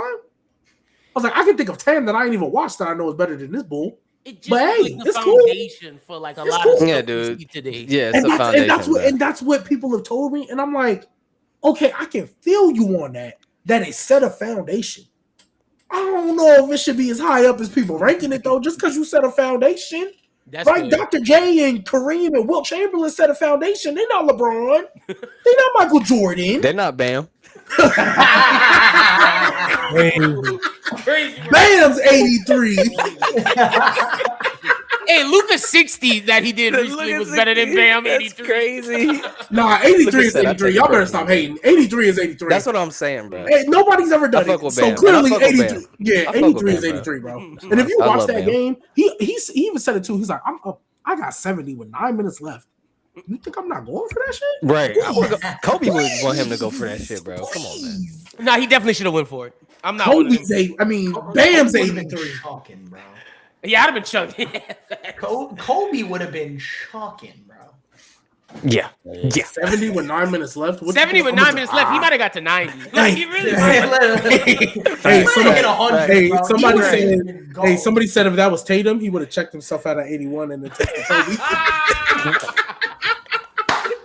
And then took a knee at the bench and put it like did the Santa Claus. He's sitting at the bench like Take his jersey off, put it in the middle. Do a little kiss. No, there's a lot of those old manias. You just got to go back and watch certain matches. The shows Facts. really aren't bad. The probably First first 10. classic mania they had was probably Mania. You got to watch Hercules. Mania too, 10, you said? Mania Mr. 10 is probably WrestleMania. the first good Mania show. Oh, yeah. Like 10 It took him Mania. a while to understand. It's literally a good. decade, bro. It took him a decade. Oh, so like not it, the though. one where they were streaming from like 3 different places? No, that's Mania 2. no. That's one of the worst Manias ever, bro. I like 8 though. 8's a good Mania. WrestleMania 2 is one of the worst ever. You definitely don't have to watch that one, bro. Yeah, 2's ass. It's one Is of the worst 9 the ever. one in Vegas? That's the first one in Vegas, right? Yeah, but it's That's one of cursed, the worst bro. ever. One of the Vegas Mania is cursed. I don't care, bro. Mhm. Yeah, This year's but about to they be said, trash. hey, let's do it again. Let's run it back. Hey, God, bro. They Let's put run it Jey back. Uso, bro. Bro, yeah, you have John Gonzalez and Undertaker. Then you got Jimmy versus Jay. Oh my God, we're about Bro, to have. it's- It's gonna be Danhausen versus fucking Miz or some bullshit. Hey, bro. you Nate- joking? Nate- Oh, hey, it's Jelly Rolling Danhausen versus Miz and Kent Wilson. You I joking? promise you, That's gonna be the match. Jellyhausen. I promise you. Well, they probably About to actually. I be think the they'll worst probably. I think 5 they'll minutes have. of wrestling I've seen in my I life. think they'll have Danhausen. I mean, I think they'll have Jelly Roll team with somebody else, and then Danhausen will be like a little appearance in the match. Like he'll do something. Danhausen definitely Yeah, coming to Mania. How do we Yeah, go from for a sure. Karrion Cross special appearance to Danhausen special appearance? I'll never know. Hey, I'm not gonna lie, Nate. Danhausen over right now, bro. Danhausen. He's over, bro. Nate, you can't lie. He is over though. He is Fits WWE So was Karrion Kross. so well. Like his just nonsense Well, yeah, 'cause he's- is 'cause so he's- perfect for it. Because he doesn't have a lot of quality. That's why, and fans don't. It doesn't take a lot for you to get over, bro. You gotta have as a good catchphrase. Dude, like And the fact if that you just one of go the people down- does that's this, your guy this says though, it. bro. That's your guy. Used It to was be. my love guy. him. Used to That be. was my guy. Love him. That was my No, guy. but, like realistically, Till he dude, no I sold me. It is. I ain't forget. I ain't forget that, Jay. I mean, realistically though, I mean, he's got to getting over is getting over. You got to find a way to connect with the audience. You know. Nah, I'm not gonna lie though. I am with Nate because You don't Karrion like Kross Danhausen? literally was super over. Doesn't matter. Like It you can really get doesn't over. at the end of the day. Like it doesn't matter it if you're don't over matter. or not. LA Knight been over for how many It years? doesn't matter if you get over it, maybe in certain companies, but if you over though, you over, bro. If you're Okay, over, but what I think the it's issue like having was, 83. what I think the issue. That's crazy. Some That's people aren't. That's crazy. 83 is 83. Over is over, bro. But the thing is, though, like it didn't need the debut that it got. No, Danhausen I did agree. not. No. It didn't need them weeks of build and Hey, to waste a whole spot. listen. Matt told me they had no idea who this guy was. Like, Listen, man. Cross's 60 is better than Danhausen's 83. That's a fact. No, that's a fact, bro. Cross. Hey, my guy Cross is killing it right now in the Indies. He's doing well for himself. I definitely feel that debut was still underwhelming. Like when you put a particular debut like that on a show and then you present Danhausen, not really the best type of feeling. But I never denied that he couldn't get over though. I mean, no, I like him in WWE, man. That he thing fits is- WWE a lot better than When AEW. the New Day where he goes, you are cursed, and then Grayson Waller was like, it's over my shoulder. Like, nah, that's Which you I'm not gonna lie. also got to remember too. The fan, there's that tribalism, so the fan bases are different. Like Danhausen gonna be doing the same shit he did in AEW, but people don't like it in WWE because it's WWE. But bro, honestly, like the whole getting over concept is so interesting to see, like just how different it is amongst companies. Like the black and gold era of NXT is my favorite, and like my favorite era of wrestling ever. And The best I will, yeah, I remember that video. And I agree with you. But like, it's my favorite era of wrestling ever, and it's so insane to me just how much I feel like those wrestlers are perfect for the modern AEW. Like, so many of the guys that competed in that era between like even Karrion Kross in the later years, but like Adam Cole, Roderick Strong, all the Undisputed era, and then also like who I thought would have been perfect, of course, Ciampa, but like one of my favorite wrestlers of all time, Johnny Gargano. I'm like holding out hope at this point that WWE will do something, but like if he goes to AEW, I will be watching everything he does in AEW as much as possible. That era of like the black and gold has seamlessly transitioned to the AEW style. And it's actually beautiful. Like, it's actually beautiful to see that getting over the way you did in NXT black and gold fits perfectly for the AEW crowd. It does not fit the WWE crowd. You're not the only person to ever say that, but I actually personally disagree. They just won't do it. I'm not getting mad at you. They just won't do it. If they took NXT Black and Gold and their format of not only just the pay-per-views, but even their TV match formats that they had, there was some real graps on the regular day-to-day hour TV shows. If they just took that and used it with the same characters, because to me personally, right, there would be a lot more people over and a lot more people getting looks if they did. Perfect example, and this is a random name. Candice LeRae can hoop. But people don't know that. Candice LeRae, if y'all think I'm tripping on Candice LeRae, I want y'all to go watch her versus Io Shirai. And I don't remember which pay-per-view it was, but it was the only women's match on the card that day. Go watch Candice LeRae versus Io Shirai. Right when Io Shirai turned heel after losing to Shayna Baszler. They have the potential to do that with everybody. And they kind of were almost getting there a little bit. When Triple H first took over in 2022, 2023, them TV matches were actually getting back to that, like, this is a different type of style. This isn't just your regular format. Ilya and Carmella were doing it now. Yeah, and every time they have a match, what was the Leon Slater when he showed up? I said, this is not a main roster type of TV match. When he faced Carmelo, I was like, y'all boys hooping today. We get it in spurts with the US Open Challenge is one of those things on SmackDown where we get the classic. That's a classic EXT. But that's why I feel like they can do it. They just won't. I do agree that they seamlessly transition to AEW way better, but they could have transitioned to WWE. They just won't do it. I think it is an element, like as much as I will give Triple H the criticism where he deserves it, there is an element, in my opinion, that I think is all about TKO and their span of like we need to sell T-shirts, we need to sell this. I mean, they're in debt. They were in debt for a reason. They're not the best well-ran company. And yeah, in the beginning we did see that with like the beginning matches when they brought back Cross and all those guys, but like, you started to see the fall off because in the end of the day nowadays, it really does feel like you need a catchphrase, you need an entrance. You got one of those two things, you'll be good. I love Trick Williams. If there was no whoop that trick, it would have been very difficult in the beginning to get him over until he stepped in the ring and cut a promo. Like the thing is WWE fans need to be told to care about you. And they don't care in the ring. They need to care about you before you step foot in the ring. Now, obviously, Trick is so amazing at getting himself over because he's incredible on the mic. He's incredible with his entrance. He's got a presence. But, like, if you don't have that yeeting, if you don't have that, like, specialty to you, look at Julia. Julia is one of the best in-ring performers that the WWE has. And they put her out there. They present her terribly, but they put her out there. The fans don't care.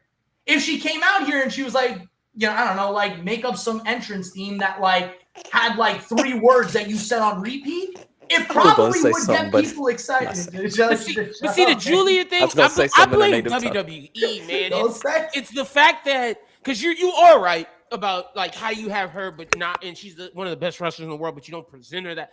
I blame the presentation of Triple H. Like, also, I think the fact that Chelsea Green was champion at the time, and then they used Julia to take it off of her. I think it hurt because they didn't do anything with her, and people love Chelsea, and they were like, well, what are you going to do with this girl? Why aren't we seeing anything? And they did nothing, bro. And I think they tanked Julia's WWE career. Yeah. I don't blame Julia for that. I blame that's a creative problem for sure. Yeah, but even like when they debuted both her and Stephanie, like in NXT, they both got pops, massive pops. It was awesome. But when they came to the main roster, Julia just started. Who is she attacking? Io? Yeah, like random. It was like here she is, and she's attacking, and people are like, "Oh, she was with Roxanne." You remember that? Yeah, exactly. And that was the whole thing, bro. It's like I really do have a problem with the presentation of a lot of the NXT stars, all the way to the Black and Gold era to the modern day. Like, this is something they've said from the very beginning. NXT fans are not always main roster fans. And Malik always says that too. Yeah, they don't always merge together. When you present somebody there, you need to give people a reason to care. Bro, I love Joe Hendry and what he's done.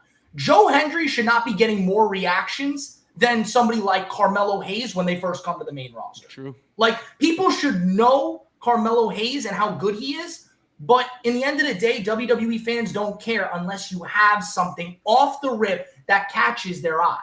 Like, it took Melo so long too, and it's trash, bro. And the thing, because I'm not disagreeing, but like I think about this because we talked about Julia. Kiana James had one thing she did of substance, and it was a Royal Rumble where I was like, oh, you kind of opened a little bit. Now it seems like Kiana James is the most important person in that group. Oh, and notice how they're protecting her in matches now. Yep. They're protecting her in matches now. That's why I say it's not hard. Because I'm never going to sit here and act like running a business and trying to bring creative where you don't have an off season is something that I can just do in my sleep. I'm never going to act like that. So much money, bro. Yes, and the thing is, I'm never going to sit here and act like that's an easy thing to do. But then I'm literally sitting here, I'm like, it's not hard to get people to care about Julia. The way they got people to care about Carmelo finally, ironically enough, was wrestling. Yep. Andrade. That little match series they had, that's when people started caring about Carmelo. Yeah. Yep. Wrestling. So it still works. Obviously, you can't do everything you did in NXT. Because some people could just walk in there and be a menace in the ring, and that's all you needed. I don't think you can only do that on the main roster. I do agree with that. But it's also not hard. You just gotta care. They should have not hard. Julia should be cared about. Yeah. Roxanne, before she got hurt, the reason why people cared about her is because we thought it was gonna have something to do with this Judgment Day storyline, right? But when she was just wrestling, it was like, oh, okay, cool. Like, so it can be done. But Roxanne wrestled the same way she did in NXT. Granted, she's more of a 2.0 girl and the newer Black and Gold. But all these people, Candice LeRae and Johnny Gargano, I think people are kind of starting to care a little bit more now because they got a doing something with them. Yeah. But that's all you need. And obviously, everybody ain't going to get over. Everybody's not going to do it. But there's a couple of people they didn't have in the palm of their lap that either got over organically or all you had to do was put them in a story. It ain't got to be the greatest. Just put them in something that means something. Put them on a PLE. Lyra went from kind of whatever. She got in a feud with Becky, and the key thing about it, which I think made her get over, she wasn't talking like, "Oh, Becky, how can you?" She was talking like, "No, I'm like that. I've beaten you before, and I'll do it again." That's when I cared. And that's why they was hooping. Yeah. And then the Bailey stuff happened. I thought we were getting somewhere there, and then they just now she fizzling. Yeah, I mean, look at Motor City Machine Gun when they came in, no pop. And then they get the titles. People care. You're building the stuff up with DIY and the Street Profits. It's at a fever pitch. You don't put them on the Mania card. You fuck up, but you give them the Friday SmackDown. The best ladder match we've seen since the Incredible one. And then out of nowhere, you put the fucking titles on the Wyatt Six, and everybody's fire and amazingness just dissipates. And who's the AEW, Street Profits and Montez Ford are getting fat, and CMG's not getting any pop. Hey, who's the champs now? Wepa and fucking R-Truth. You don't give a fucking yo. I'm not gonna lie. When I saw them win that match, I was like, I don't know if this is good or bad, because in one hand, they're off the MFTs and they're out of the Wyatt thing. Exactly. That's the only best. They're out of the vortex. Damian Priest. That vortex killed the tag team. But it went from the Wyatt vortex to the Weapon vortex. Who's better, Hitler or Stallion? Yo. Hey, but they can drop the titles quick though. Like they can. That's the thing. So who?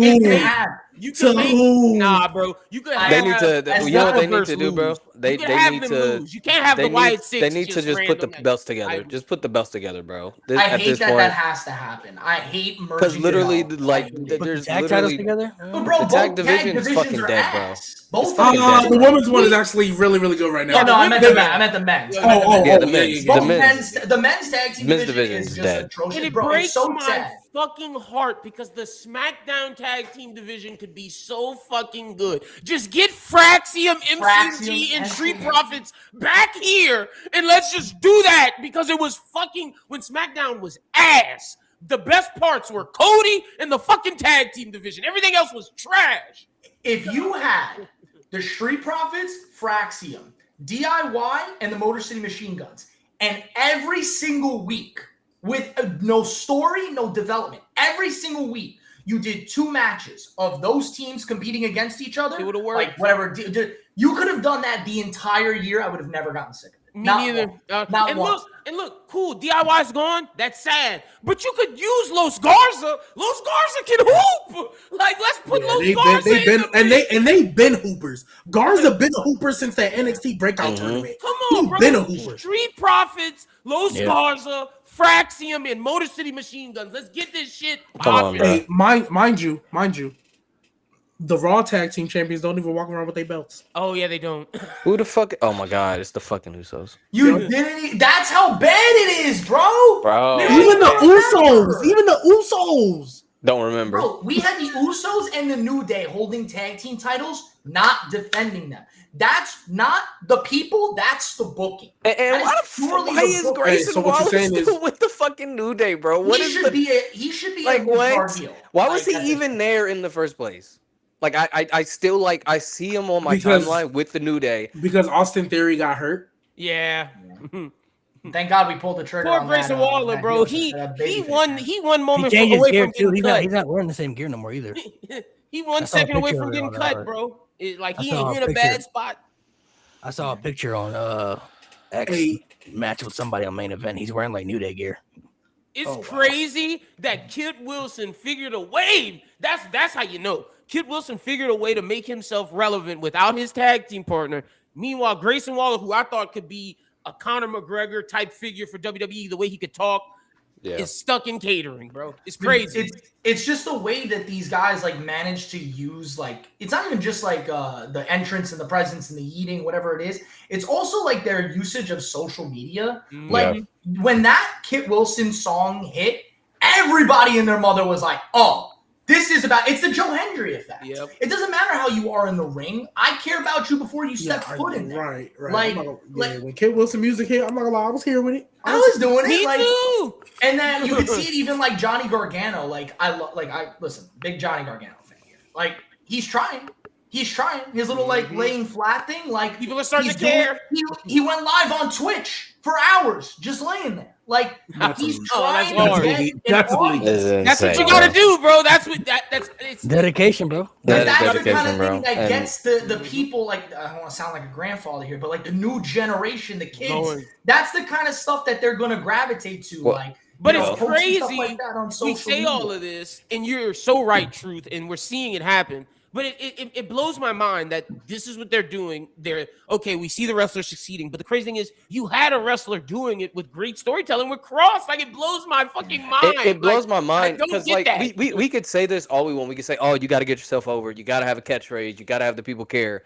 But at the end of the day, only 1% of those people are actually going to get like proper pushes. And I'm not even just talking about titles, bro. I'm talking about just meaningful storylines that Stuff on people TV. care and actually look like legit, like Hoopers. Like, do you really think Kit Wilson is going to be anything in a year? Do you really think, for real, as over as he's about to be, you really think Danhausen is going to be anything in a year? You really think Trick Williams is going to be anything in a year? Like, realistically, the pattern that we've seen, especially with LA Knight, they don't capitalize on this. I think one of them will. Only, again, 1%. 1%. And it might be Trick. It That's might the- be yeah, Trick. He might that's be the one. only one who actually gets a proper push. Johnny Gargano, cool. He's going to have the little storyline. He's going to be depressed. He's going to be taking losses. Kit Wilson's going to be taking losses. Danhausen going to be taking losses. Joe Hendry, he's going to be over for a year. Going to be taking losses. Like, very rarely in this day and age do we see the guys who are actually over get actual proper pushes. Like, I'm not even talking about main events. I'm not even talking about titles. I'm just talking about being properly presented. Like, not taking losses, not looking like a that's fucking fair. loser every week. And that goes back to what we were talking about winning matters to our conversation about Bray. I think Trick will be the one that will get the pushes and the wins because we see he's being protected now. I think Danhausen it's okay for him to be a jobber because we need a comedy character. But for Kid Wilson, it's like, damn, bro, I don't know what you do. Like you said, in a year. I think he's their new comedy character. Because You think Kid Wilson's a this comedy is guy? like the second time his partner then got hurt. Like the second time. I love Pretty Deadly as a tag team. I actually think they're really, really good. But like the fact that Kit Wilson is doing something without him, let me know, okay, they're probably over it. But like last thing I'll say, like just kind of to my effect too, even after Black and Gold, the NXT Women's Division was still arguably the best division in the world. With them and AEW, when AEW actually started to care, their divisions were the top two in the world, right? Slightly followed by TNA, but you can look up and down that women's roster. JC Jane, I will give them credit. I didn't think her title reign would be as long and as good as it was. I for sure thought she was a transitional champion. Bro. So I will give them because I never thought JC Jane was bad, and she's been there since Mandy Rose. Yep, JC Jane been in NXT for a minute. So I would have thought she'd have been the one from that group to make it because I thought Gigi Dolan was fine. Literally. I know nothing against JC, bro. She would have been the third on the list for me. Right. And so I will give them credit because when she won it, I thought she was definitely a North American title girl. Yep. I didn't think she was going to be the women's leader. With all them heavy hitters they had down there, I will give them their credit because they've made it work. It's actually been really enjoyable. But her, Lola Vice, Jada Parker, Stephanie when she was down there, Julie when she was down there, Roxanne. That's 6 people. Tiffany, Lyra. That's seven, 8 people I didn't name that all seem credible. And we ain't even got to like the Kalani Jordans, the Blake Monroes who's there now, Ruka, Zarya, Fallon Henley is a good little. Tatum's fucking hooper, bro. Like that's what 11, 12 women that they built all at the same time with 2 titles technically to fight over because there's no tag division. Yeah, there's none. There's no tag division anymore, right? So you have all that going. That's one 2-hour TV show a week, not 2 or 3 hours. That's 1 2-hour TV show a week with only 2 titles to fight for, and they've managed to make all these people on the list. Thea Hale, right? Yeah. Thea Hale, like there's 12, 13 people on this roster that we didn't name. That if they all went. Okay, maybe not all. 7 of them can win the NXT Women's title, and I wouldn't think it was a bad idea. I'd be like, okay, cool. Yeah, that makes sense. All 13 of them can be a singles champion, and I wouldn't be tripping. Yeah, I was gonna say the other ones you didn't name outside the 7. So it's so frustrating that you literally have a company that is stationed out of Florida that has the same branding you do, that seem to understand how to get it right. The only thing they're struggling with right now is just the lack of talent that are credible. I'm sorry, The Lock. That 2K character, I'm never going to believe. Bro, so Jasper trash. Troy, I will never So believe trash. him So as trash. an actual threat. So The trash. NXT men's division is bad right now. It's man. pretty bad, bro. And that's But why they got- don't want to bring they up got Ricky involved. and that's why they're not bringing up Ricky and Yeah. Eva, because it's they so got bad. involved though. They got Sean and they got who else coming up? Oh, they got my Jackson boy Drake coming up. Cappuccino Jones. Cappuccino, yeah. So they got some hoopers Cappuccino. coming up. But I will say NXT, if you what I was talking about earlier is like these guys can be over, but they're not going to do anything in a year's time. One thing I will give NXT credit for is that anyone who's doing well and like you can see their development and their growth, especially with the fans, like they will reward that. Tatum Paxley is a great example. JC James, another great example. Vince Sinclair, I know it's a speed tournament, but that's another great example as well. Like they will reward you. Izzy Dame as well. They will reward you if you are over, if you are consistently putting on good matches, you're consistently having the crowd chant your name and be invested in your matches. They will eventually reward you. Like this, it's not just like we're going to have a rotation of guys or girls like the main roster does. Like, oh, we got Roman, we got Cody, we got Punk, we got Rhea Ripley. Yeah, it's like no, we got all these other people and we will reward you in due time. Fucking Joe Hendry got rewarded for being over. That's the one great thing about NXT that the main roster cannot do. And I will put it on Triple H like 95%. I think the other 5% is TKO. I think TKO looks at people. They look at them as dollar signs, and they look at. I'm sure they tell Triple H who they want to be pushed. Yeah, you know? and they're like, it's all about how much money you can make TKO. And at the end of the day, certain people aren't going to make TKO the amount of money. But at the same time, Triple H, you're still booking the show, so it's still your fault. Do better. Which is funny enough, I think the TKO factor is going to be why I think we see Oba, Trick, and Javon win at Mania, because they see dollar signs with them. Exactly. And those guys, and look at how they're being pushed. Like, Trick isn't taking a loss. Like, Javon, they're keeping him against guys that he can beat right now until it's time. Same thing with Oba. Like, they see that, they gave Oba Brock. That's when I was like, okay, cool. Got money behind them. Yeah, they see money. They told they see money. These three guys better be used at Mania. I don't give a fuck what else you do, but these three guys better be used and win. Yeah, and honestly, I think that's gonna happen. My bad, bro. I'm just gonna make one last point before I get. You're good. But I do want to say, like, the whole thing with Oba, Trick, and Javon is that WWE clearly does see just the importance of these guys. It's sad they don't see it with a lot of other people, but their over-reliance on Cody and Roman and Punk is definitely hurting the men's division way more than helping it, but they just see the dollar signs in those guys too. Mm-hmm. But the thing is with Oba is there's something different about him. Like, and I mean, you want to talk about physique, presence, you could talk about anything. There have been plenty of guys who have had great physiques, plenty of guys who have had great presence, but there is something about Oba Femi that I just don't understand. He is better than everything I've ever watched. Anytime he's on my screen, I literally couldn't care less about any other company, any other wrestler. This is the guy I care about. And bro, it's not just me. It's not just y'all. It's everybody. Even Brock, who I can't stand, sees it in Oba. This man said, put your foot on my chest. I was shocked. There's not a chance. Now, Brock's a freaky guy, but there is not a chance that there is not a chance that Brock Lesnar would be asking somebody else to do something like that unless this man saw the talent, the peaks that this guy is going to have. I genuinely believe Oba Femi might not be a 10, 15-time champion, but he will be, if it's 5, he will have 5 title reigns that are going to be like 500 days. And then he's going to take time off, and that's how he's going to lose the title. Like, this man, when he put that foot on Brock, I was like, what the hell? Exactly. The only hard thing about, you mentioned earlier before when we were talking about Brock, it's like he has a blessing and a curse. Like, he knows and understands his value, but he doesn't give it to everybody though. You know, it's very selective. I'm sorry, I do got a dip. This was awesome. I will absolutely hop on another week for sure. It's been awesome talking to you guys, and I'll catch you guys later. Nice Peace out, boys. We'll probably wrap up here soon as well. But like I said, Brock has a stigma to him where like he understands how valuable he can be, but he just doesn't give that rub to everybody. You know what I mean? Like, there's times when you feel like he cares, and then there are times when you feel like he doesn't care. And that's where it's very hard to balance with Lesnar. You never know what you're going to get. This Oba match, I'm still not really sold on it. I still don't know if he's really gonna win, and I don't know how great the match is gonna be because every time for the last many years we saw Brock match up with a Samoa Joe, or Braun Strowman, or Omos, or Bobby Lashley, like people who were like opposing threats to him. The matches, they weren't good.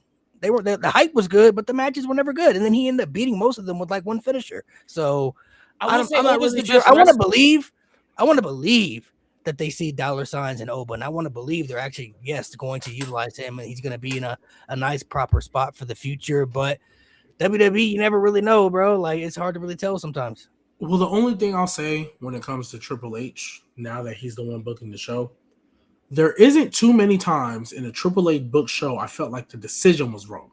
The match might have been mid or underwhelming, but really, other than LA Knight for real, like consistently with LA Knight, there isn't many times I think, oh, that's the wrong decision, or ooh, that's a bad move, right? Like me personally, I would have rather them do the Fatal 4-Way and then tell Cody and Randy later on, like going forward, right, to build in SummerSlam. That's how I would have done it. But I don't think Cody winning to set up this feud was a wrong decision. It's just wondering what I wouldn't have done. Right? He also, obviously, he has to deal with Seth getting injured, then Braun and Bronson Reed getting injured. Like, there's things that are working, but like, there's not too many times since he's taken over that I feel like he's made the wrong decision. And I think that's what's kind of giving him his grace as far as this. Now, what he does with people after, right? That's kind of where it is. Because Gunther, look where he's falling. Yeah, what is Gunther doing? I just realized, has Gunther been on the show the last 2 weeks? No, he has not. And he does not have a match at Mania. They haven't set up nothing. And I think it's because Rey Mysterio. So wait, he didn't go after Dragon Lee afterwards? He did. He was supposed rumors where he was supposed to fight Rey Mysterio, but Rey Mysterio got hurt. The Rey Mysterio got hurt. Facts. But like outside of that Dragon Lee match, Mania match, because I think he was going to retire. He was supposed to retire Rey, I think. That's dumb. That should be stupid, bro. That should be dumb. That should be dumb, bro. Come on. Okay, so literally, I might take back what I just said, but for the most part, but I will say what me and Malik said, it is rumored and like that's dirt sheet shit. So I don't know if Rey Mysterio is going to retire. So I don't want to put that on him because I do agree Dom should be the one. Just give this nigga fucking Conan, bro. Bro, Conan don't have no. Yeah, right now there's Conan like in the hospital. There's certain people right now that might not be on Mania. Like, Gunther is one of them. Gunther is the top. And it's kind of involved in stuff with like Division and the Usos, but he don't really got a clear match. Don't got a clear match right now.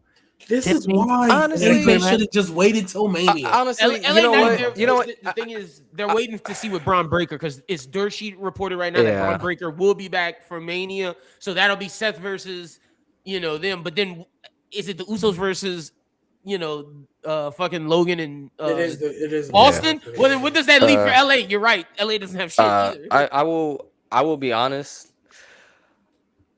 If you're not going to have Gunther in a high-profile match, don't put him on the fucking card. Because I feel like if you put him like a versus Penta for the IC title, like for like him versus Penta by himself, I think you could cook if it wasn't for the title. Because like you could have Gunther on this mission to destroy the culture of Lucha Libre, which he could go to AAA and take the title there. Like he could do a whole bunch of stuff, but take the IC title, and I don't know. So I feel like. If you're not going to have a match for Gunther, keep him off the card. Honestly, like, bro, at this point, because I believe that your biggest star's got to be on WrestleMania, bro.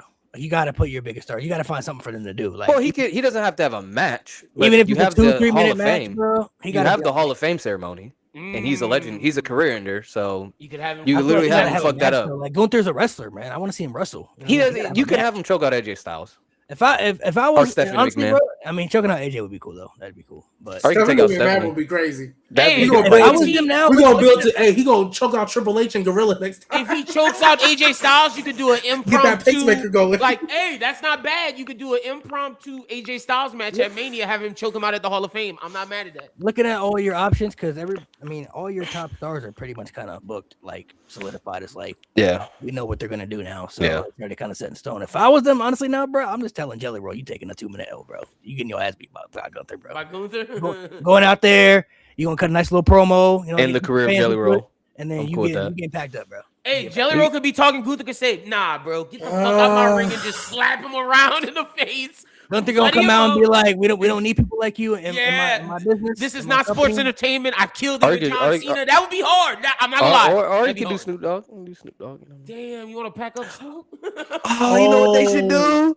You know what they should I think do? you're about to say it. Pack up who? They should bring back Shane and just have him pack up Shane once and for all, bro. Just have him. Hey, my ACL's fine. Gunther's like, cool. I'm gonna take the other one, bro. Shane wouldn't be if Shane still had some presence to him. That wouldn't be a bad option. Yeah, I don't know. I just it's so tough because again, I say it all the time. Even though I'm not in that room, I'm not gonna sit here and act like it's an easy thing to do.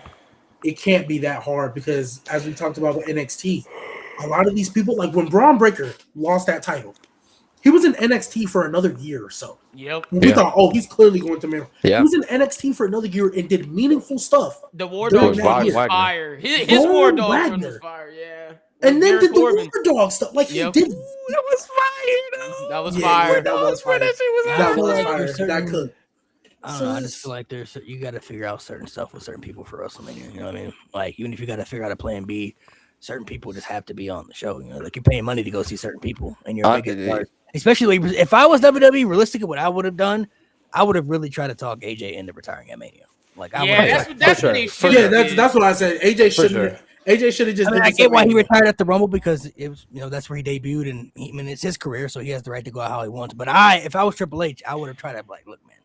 Oh yeah, not War Dogs, Wolf Dogs. Wolf Dogs. I would have tried to like persuade AJ, like, if this is what you really want to do, It would have been we'll do hard it. too, But, bro. like, At the All Hall of Fame, we got- Gunther could have came out, slapped. his Send him a ass. bag, yeah, bro. I would have been like, I would have told AJ, like, if this is what you want to do, because you debuted at the Rumble, it's your career. If this is how you want to go out, cool. But like, Mania around the corner, you know what I'm saying? If you retire to Gunther, you know what I'm saying, that helps it better, you know. And then, That's what that could have been a night. That could have been a night one thing. Night two, he could have came out. Oh, and then boom, hey, you in the Hall of Fame too now, brother. Same thing. Like that could have been a good moment. Like all that. So It would have been fire. Hey, real quick, because the comments mentioned it, and I think it might happen. Tom Brady at WrestleMania? Like, they really pushing it, bro. Logan Paul is really out here trying to get a Tom Brady match at WrestleMania. I mean, Logan Paul literally just apologized for intercepting Jalen Hurts and sacking him and saying, "Hey, if you get traded now, it's my fault, and I'm sorry." So I mean, I don't think he's pushing for something. I don't think Tom Brady's gonna have a match. You don't think so? But I think there's Lawrence Taylor 2.0, bro. You don't think? something is telling me though. I don't think it'll be a match. I don't think it'll be a match, but something is telling me that they're gonna do so. Because he owns some type of. He owns the Raiders. So in Las Vegas, yeah. Something is telling me because I for sure I wasn't exactly like sure what was happening at first, but then I saw the little press conference like for the flag football game, and that wasn't the first time. That was the second or third.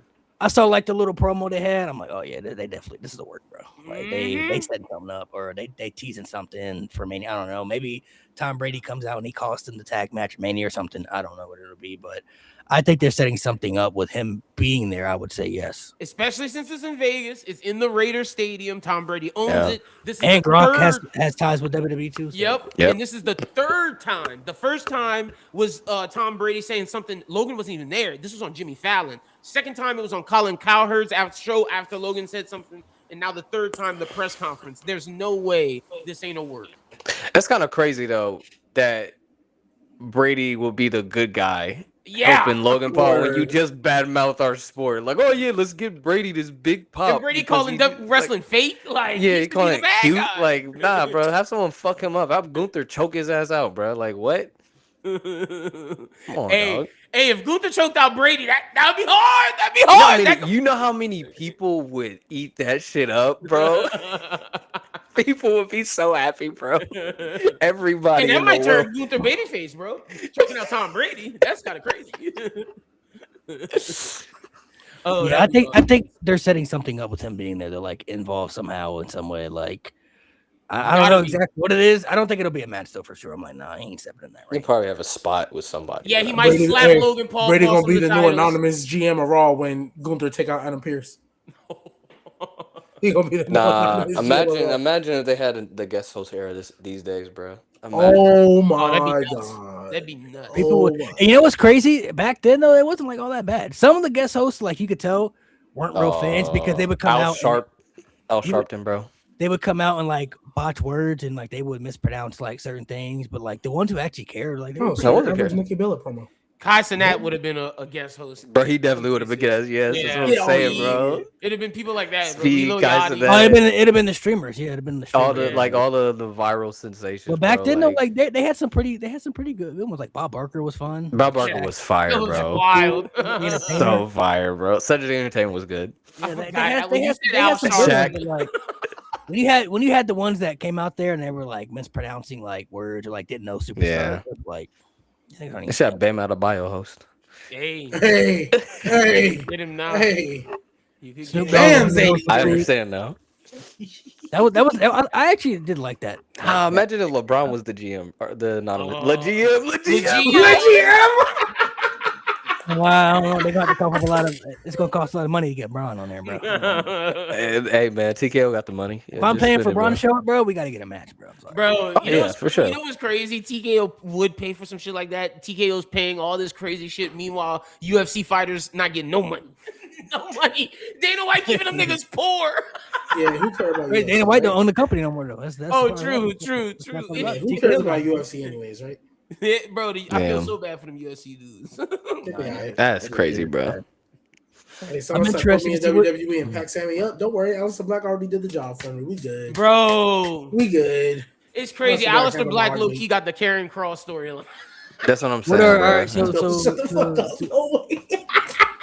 That's kind of crazy. to backtrack onto the WrestleMania time, what is if you guys had to pick one, what is some of your favorite WrestleMania moments? Oof. Firefly Funhouse Oof. Yeah, is definitely up there. that's a good one. Firefly was Funhouse? crazy. Yeah, that was crazy. I'll say some of my favorite moments. I'd definitely say the cash in, Seth Rollins cash in. That was pretty Fire. wild. Fire. I would say honestly just Rock versus Cena, bro. The fact that Yeah. that like happened was Yeah. like That was a big deal. that's like peak childhood. That's still the biggest match WWE's had. Like there hasn't been anything that has been able to come close to that still to this day. Like Bro, because they haven't done Roman Reigns and The Rock yet, but like Yeah. that, right? Like the fact they did a whole year build, like, and you just knew like we're gonna see this. Like I remember, like I watched that pay per view in real time, and like this is really happening, bro. Like Moment wise, Kofi Mania seeing a black WWE champion yeah. was hard. That was fire. That was dope. And I'm gonna just say moment wise because it was funny, but the way The Rock was just talking in that tag match with Roman Reigns versus Cody Rhodes and Seth, like you will not count. It was just a good like when I think of moments, I'm thinking of shit like that. So Rock's antics in that match was great. I do wish more wrestlers had the ability to have freedom like that. You know what I mean? Talk in the ring, Like, yes. He's like, he's like, yeah, you know, just like saying the most random things, like "fuck you," you know what I mean? Like, Fuck you, like you better not tap. everybody can do that. You You better feel not me? count. Don't fucking count. Yeah, not everybody can do that. You know, it's just like Yeah. I wish more wrestlers had that freedom to be able to. Like Roman's the only other one I think that can do stuff like that because Cody doesn't even do that, which is wild. He should. Nah, he's there's too certain people cookie who do it, cutter. Like, you know, if Randy Orton would have drop an F-bomb, they ain't gonna be like, Yeah. Jacob literally did it all SmackDown. Jacob like said "fuck that" like 10 times. Oh yeah, And when they actually caught it on the mic, they bleeped it out like every Yeah, single try finding that nigga, bro. I wish you would. Hey, you wanna watch that cursing? Man, what? Nigga, what? I'm gonna say, nigga, what? What's Fuck that. what are some of the moments that you guys had? You guys was it cash in? I think also this is just a me personal favorite of mine. Damian Priest cashing in because I told all of you niggas that's exactly how they was gonna do it, and nobody would. Yeah, whatever. Anyway, That's when that was the first time I gave Triple H my script, and he did it word for word, bar for bar. That's a personal favorite. don't hate me, G. I'm gonna go Sami Zayn winning the tag titles. No, that was fine. That was a great moment. Yeah, I'm still a Sami fan. He's not my favorite anymore, but at the time he was my favorite wrestler for like almost 10 years at that point. So seeing him win, I actually I like cried. I was like, finally, like because that nigga was a joke. Wait, how did you feel about Sammy Sammy Gunther then? Did you? It's funny you said the tag match, but didn't say Sammy beating Gunther because I'm one of those that's your favorite. I was very surprised. Yeah. I wanted to be Chad Gable. I was happy for Sammy. I was like, okay, good for you. I'm glad you broke you broke two big, like you ended 2 long title reigns. Mm-hmm. But I was also like, did he really need this? Like it should have been Chad Gable, but I mean nonetheless it was still a good moment. and I think the reason why I think I was off Sammy more wasn't just Because that of he that. won. I felt like it should have been Chad, but how they handled it after, I'm like that easily could have been Chad. 100%. If you were just gonna feed him the Braun Breaker, that easily could have been Chad Gable, and I would have believed it. I guess I they would've been think that Sammy gives Braun more credibility than Chad, but I don't agree with that. But I guess that's the reasoning Probably. that they would use. I never believed it was gonna be Chad Gable. I said that on the pod. I was like, I don't think they're giving that to Chad Gable, bro. I don't think they look at him like that. Yeah, I guess that just goes back to my whole like you got to give people opportunities to see if they can do it. Like you ain't got to do it every year, but like that should have been Chad Gable's moment. Yep. Right. Certain people you could just tell like they value certain people certain ways. And I'm like, I mean, Chad Gable a good wrestler. I don't think they see him like, that's why he's wearing that mask right now. Allegedly, I don't think they look at him like the way certain fans. And he needs to take it off because that other nigga with the mask is much better. Let me just say. In Mexico, for sure. In Mexico, yeah, he kissing babies. In Mexico. Ludwig is killing it on Triple H. Yeah, bro, he's the most over guy they got right now, bro. That's crazy. He's about to be Dom. He's gonna be Dom. Yeah, they can keep him as the El Grande, and then you can take Rio and Bravo and take them away, take them niggas away. That's Rio and Bravo cooking too, bro. No, bro, you don't understand. They love Rio and Bravo. Cooking ice, bro. Cooking fucking ice, bro. Ain't nobody trying to see that shit, bro. Over in AAA, bro. I swear to God. El Grande's over, bro. I'm telling you, El Grande's over. You take them niggas out, bro. No one will care, bro. They just care about El Grande. They do not care about. Just bring. Hey, look.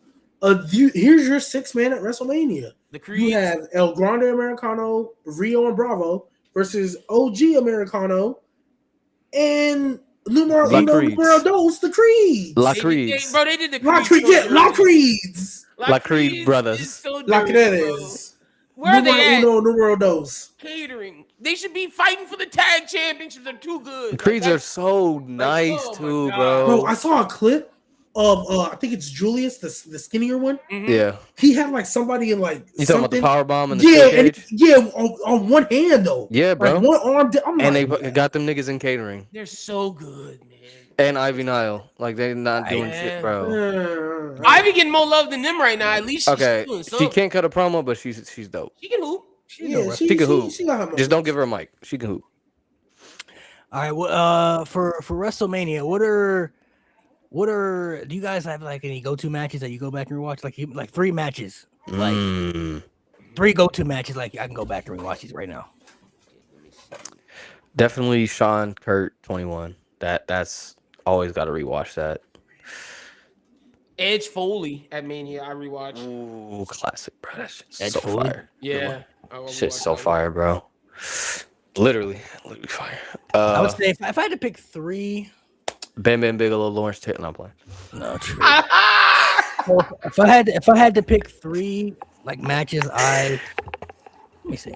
If I had to pick 3 WrestleMania matches that I could go back and rewatch, I've talked about this many times, bro. I don't think y'all understand how much I really love this match, bro. Hulk Hogan Ultimate Warrior, bro.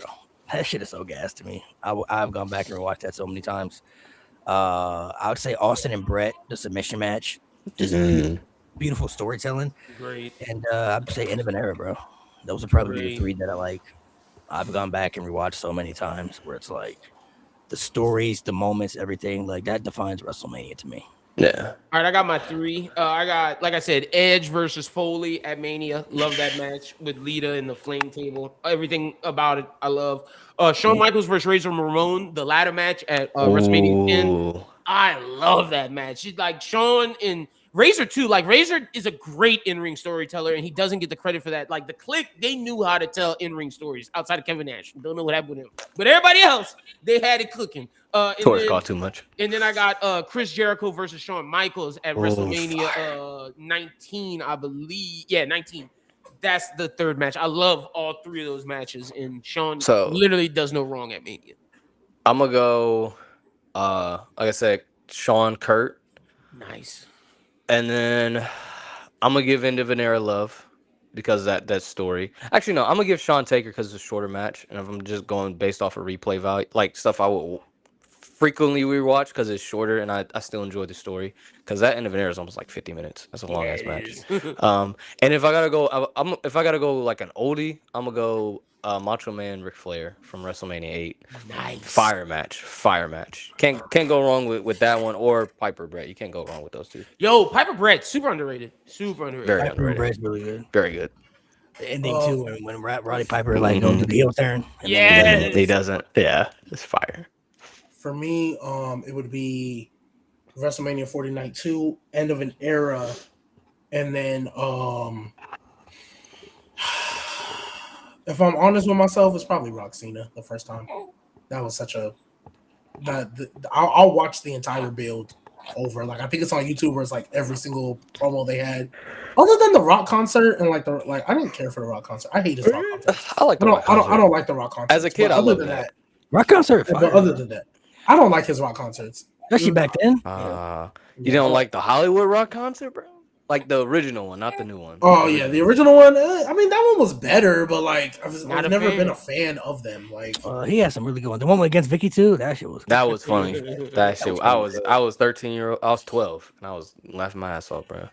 That shit was funny. He said, "I can't cuss, just baby. Let me watch my mouth. Let me watch my mouth." I got the headphones on. He can't hear. Baby G. So far, how y'all feeling about? Y'all still feel the same about the main event for night 2? Y'all still think it should be Roman and Punk, or y'all leaning more towards Cody and Randy? Oh, I'm You're old, bro. You're old, bro. Like so, that's what we're doing. That shit was so ass. Nate, you wanna. So look, I'm not gonna say it wasn't ass because when he said that, I was like, "What?" I'm going to explain what I think they're trying to do, even though it doesn't justify that it's trash. I just want to make sure I'm clear about that. It doesn't justify that it's trash, but here's what I think they're trying to do. I think CM Punk, because he said it like 6 times. I'm in your head, Roman. I'm in your head. He said that 6 times this past Monday and like 3 times the week before. I think the point of this was to show, you're saying you're in my head, but all it took was me to talk about how old you look. Because I think a big criticism about CM Punk in his WWE run is he looks gassed in his matches. He doesn't look as clean. You could tell the age is catching up with him. I think Roman was trying to be like, you say I'm in your head. You talked about my father, and it didn't faze me. Like, it didn't faze me, but me talking about how you're old and all the other stuff underlying made you want to punch me in the face. So who's really in whose head? I know he had that promo after Raw, but I haven't watched it. I just know he did one after Raw. I think that's what they're trying to convey. Yeah. Which that part is fine. How they executed it was atrocious. Trash. So the concept is totally fine. You know, Roman Reigns is proving that he has the mental edge over CM Punk and that CM Punk's not really in control here. That's cool. But the first two promo segments that we had off rip, just bar none, were personal. He said he hated him. Straight up, I'm fighting you at WrestleMania because I hate your guts and I'm taking the title. Then he said he's going to bury him next to his father. You're like, what the hell? Like, that's if I crazy. hate you, then like now you're thinking Roman that. Reigns. All right, Roman Reigns gonna come back with the fire. He's gonna say something crazy, you know, like you're old. That's what triggered you. Is you're old? And you know what that reminded me of? It reminded me of, and what I'm gonna say here, just hear me out. It reminded me of when Triple H was refusing to fight the Undertaker at WrestleMania, right? And Triple H's like, nah, man, I can't do it. Like, you know, if we do this, you know, I got to put you down, and you're the last of the era. And he's calling Triple H a coward and all this stuff. And the one line to get Triple H to finally snap, Shawn Michaels is better than you. Oh, well, now it's over now. I'm fighting you. How dare you? His ego is so massive. The one line, not him getting called a coward. Not him talking about that, you know, your wife wears the pants in the family, whatever. It was that Shawn Michaels is better than you. Retired Shawn Michaels, by the way. That's what set Triple H over. Bro, and you know what's even funnier, bro? Taker doubled down on that shit, and then Triple H looking at Shawn was pissed like he was fighting him at Mania. I was like, nigga, your match is against Taker. Why are you mad at Shawn, bro? And Shawn was smiling. Shawn was like, oh, that's funny. Like Triple H was like about to beat his ass.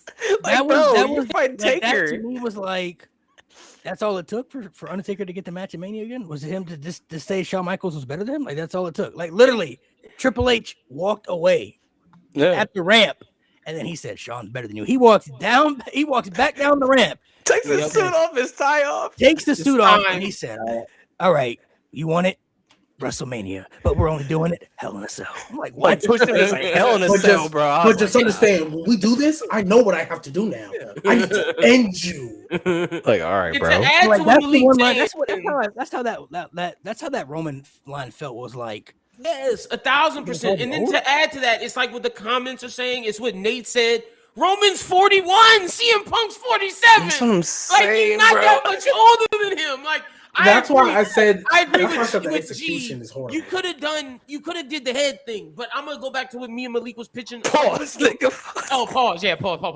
You go get a fake urn and you say, I got your dog's ashes, nigga. And then when CM Punk goes to get it, it's empty. It's fake in your head. Like, you could have done a bunch of different things to fuck with that nigga, but calling him old is trash. That was trash. yeah, I felt like I don't know. That That would've been that wasn't good fire. enough. That wasn't good enough to Not at escalate all. the feud further. It's like they're telling the story in reverse.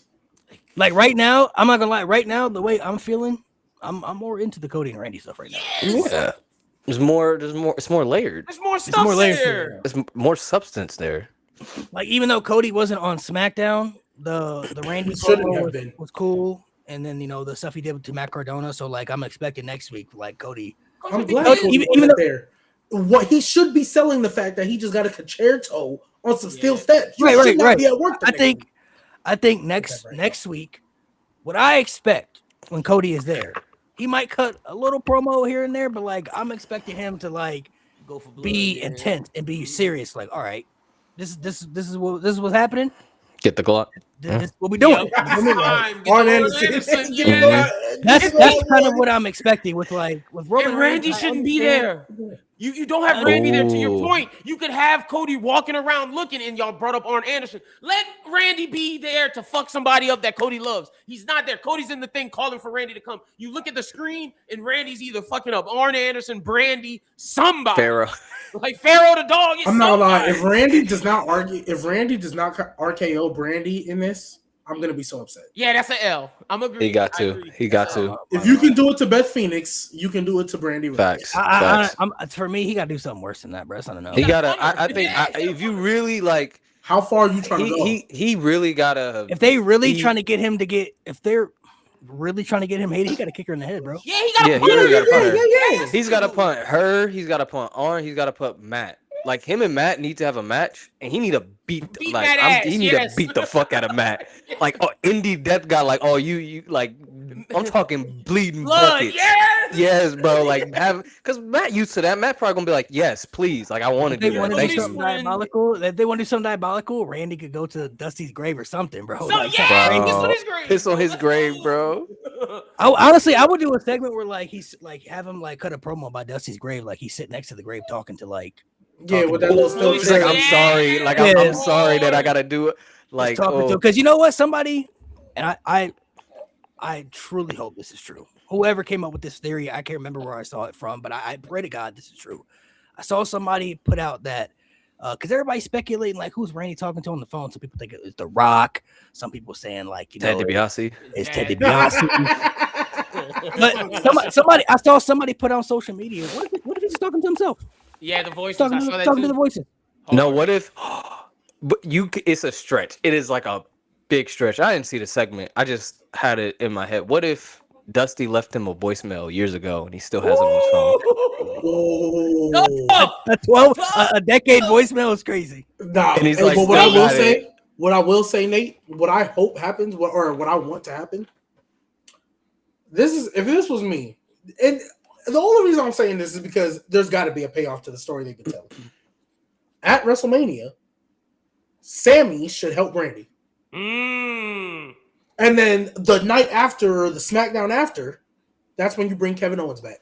Mm. That faction, yeah, I'm behind that. I'm behind that. I'm Randy, behind that. Brandy, Sammy, Kevin. Kevin, Sammy, and Randy. Yes, And have Cody because Chase. they all have beef with Cody Rhodes. I don't they want to do. see that shit, bro. Nah, they all have beef with Cody Rhodes. Sammy I don't would wanna see actually that be shit. interested. No, but here's the thing, though. It's not like a thing where That's Randy. what I'm saying, bro. It's Sammy that's throwing me off, bro. Like if you No, it's not replace even that. Sammy- I just feel like if you replace They Sammy don't with need it, but oof. I don't want to see Sammy and Kevin Owens. that's what I'm saying. lackeys to Randy Orton. Yeah, I don't want to see that. No, they won't be lackeys though. They won't be lackeys.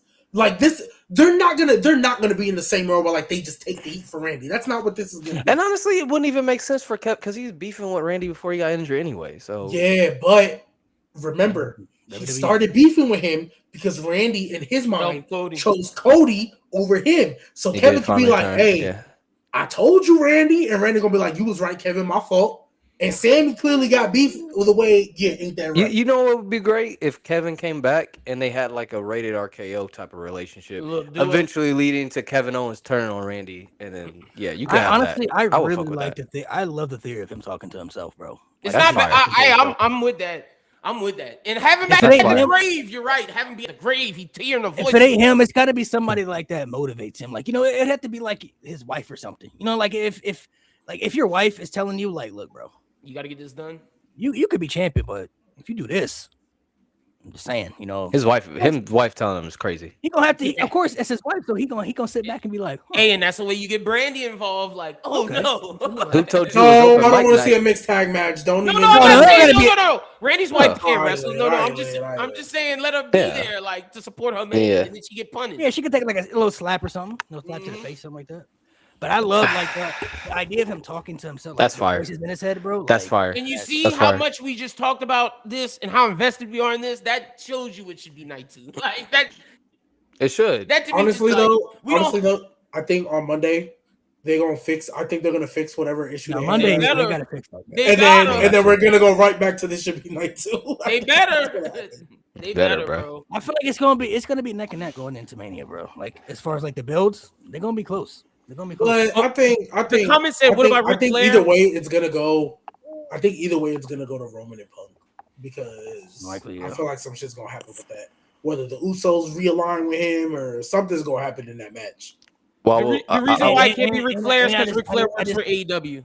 Comments. Oh yeah, and I was gonna say last time Ric Flair was with Randy kicked his head off, so I don't think Bro, Ric Flair wanted. care about that, bro. I don't care about that. I don't. Yeah, Ric Unless Flair, you're stay setting in up Ric Flair AEW, versus dog. Randy again. Stay in AEW, my brother.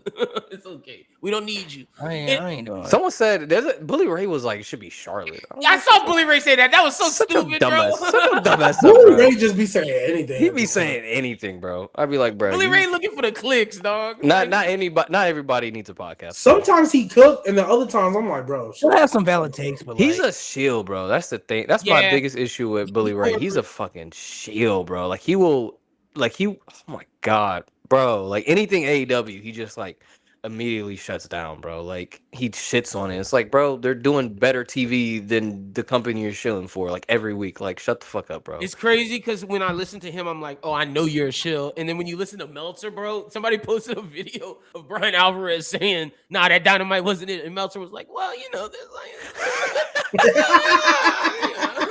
like bro surprised can't he still say is. what. Brian Alvarez was like, come on, bro, say it. It was bad. It was bad. He was like, I'm surprised he's still a shield, bro. Oh my god, bro. I thought he would have changed up. I thought he would have changed up. But yeah, no, I'll say fuck though, no to if Charlotte. I'm gonna be honest though, even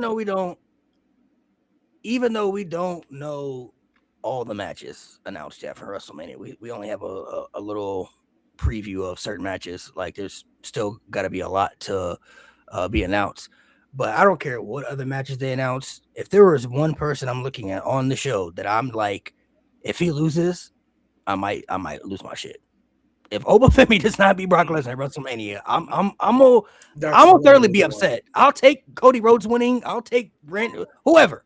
He's the one guy I'm looking at right now. I'm like, bro, if he loses, you cannot lose. Yeah, Oba got to win. you have to win. If he loses, that honestly gonna kill the move for me. And Brock I can might get sit his back get and watch back. Mania like, damn, bro, he would have lost. Like Brock and I saw people saying it's gonna be a feud. Like, Brock will win, Oba will win, and then Oba will retire him. Oba has to win the first one. He has to win the first one.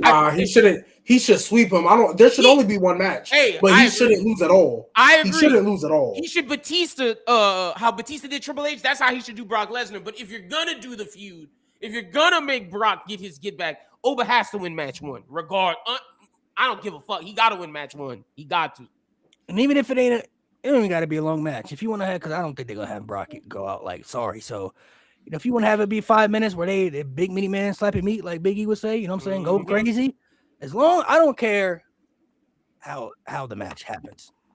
As long as that motherfucker's hand is raised at the end of the match. Facts. All I care about. Facts. I don't care if he squashes Brock. I don't care if they have a competitive match. As long as he wins. That is all I care about at the end of the day. Hey, and If he I'm sorry, Facts. Trick Williams got to win too if he fighting Sammy.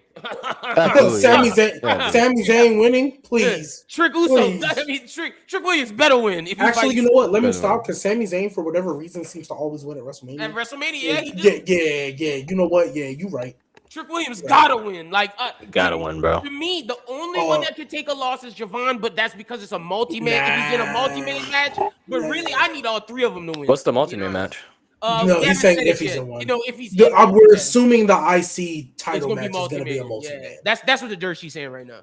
That But if I'll tell you Javon this: there's is four gonna be people to me multi-man. who can't lose. I don't care what y'all say. There's four people to me who can't lose: Oba, Trick, Javon. In my opinion, if it's a singles match, multi-man, okay, cool. He just can't get pinned. And Finn Balor.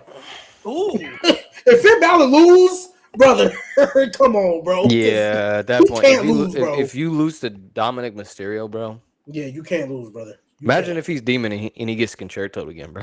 G, my fiance just said your baby is so cute. She walked in the Okay. yeah. Yeah, I don't think. I'm getting I don't ideas. think, That's what. Hey, Nate, you read my mind. So it's not that bad. You can have one. So hold on now. yeah, I don't think. If I had the betting man, I don't think Finn would lose this match. I think He more than shouldn't. likely would He win. shouldn't. Yeah, he really shouldn't. The And one Dom guy Sterling- that I do think for sure needs to win at WrestleMania, it's Oba, bro. He's That's one the. guy that I wins. agree with G. It should be in that order: Oba, Trick, Javon, Finn. And hey, people, do you think it'd be Kofi versus Javon? Like, or you think there's gonna be? I would be multi-man match? intrigued by that, but that's Yeah. easily a match that can happen on Raw. I don't. Yeah, I I'm agree. saying that's Just not do many a little match. multi-man IC title match. Just put everybody. I'm fine with in, that. Yeah. Whatever. I You know, think Kofi and Javon would have a sleeper match of the night though. I Because agree. Kofi, people forget Kofi can hoop. He just Yeah. don't do it. So I think they could sleeper have a match of the night. Because they I barely found wrestle, that. bro. They wrestlers barely wrestle, bro. And they're not setting up any other stories, and that's one of the stories they setting up. So I can see it. Like, what other matches we got for Mania right now? Honestly, like, Yeah, it's a good pool. All right, well, we'll go ahead and sign off, guys. Make sure you guys subscribe to the channel. Thank you guys for coming through. We'll be back next week, leading up to Mania. As time will happen, we'll get our predictions ready soon. So hopefully they start to cook more things up to make it feel a little bit more like Mania season, So can only hope. Right now it kind of just feels like, Other than the main events, everything else is kind of. the main Yeah, I'll event. be there. Yeah, the main event's gonna carry for sure. Your boy will be there. oh, you go to Man. Vegas? At least you ain't Yeah. had to ticket, bro. Hell So yeah. Good luck, Yeah. bro. if the show turned out bad, you went free. Hey, I'll put it Good like fact. this. Everything around Vegas, though, you know the price is gonna be OD. Oh, nuts. Oh yeah. Oh yeah. Oh yeah. I'm Eat off gonna the be. strip. I'm gonna be. So off the strip. Off the strip. Eat off the strip. I'm gonna All send right, you dog. a TikTok of a dude who posts all the best. Yeah, off the bro. strip. Because man, it's. I do wanna go to the casino. Bet a little bit. Fire. Okay. Yeah, you it'd be gonna my do a first little time betting. blackjack? You gonna do the little That's slots? that's what you I gonna was do? told. I was told do blackjack. I was about to say, yeah, don't do like roulette. Don't do shit, Nah, shit you can't bro. control. I just You want to gotta- do the bro. roulette. I just want to do the roulette just to say I threw some dice in there. Oh yeah, bet on black. You got to. Yeah, bet on black. Always bet on You black. got to. But do blackjack. That's something you can control. And then there's another game that people play where it's like you bet on the banker or the player. I forget what it's called, but like that's where all the old Chinese men be betting and they be winning nothing but the money. Baccarat is Baccarat I in think I heard blackjack. about it. Yeah. Yeah, that's what you should play for sure. I ain't trying to run into no mafia people, bro. Soprano. Right, start owning somebody money. Shit. Oh, G gonna be sick whatever night the Bella Twins win them tag championships. Oh, yeah, it's bound to happen. Yeah, they take him.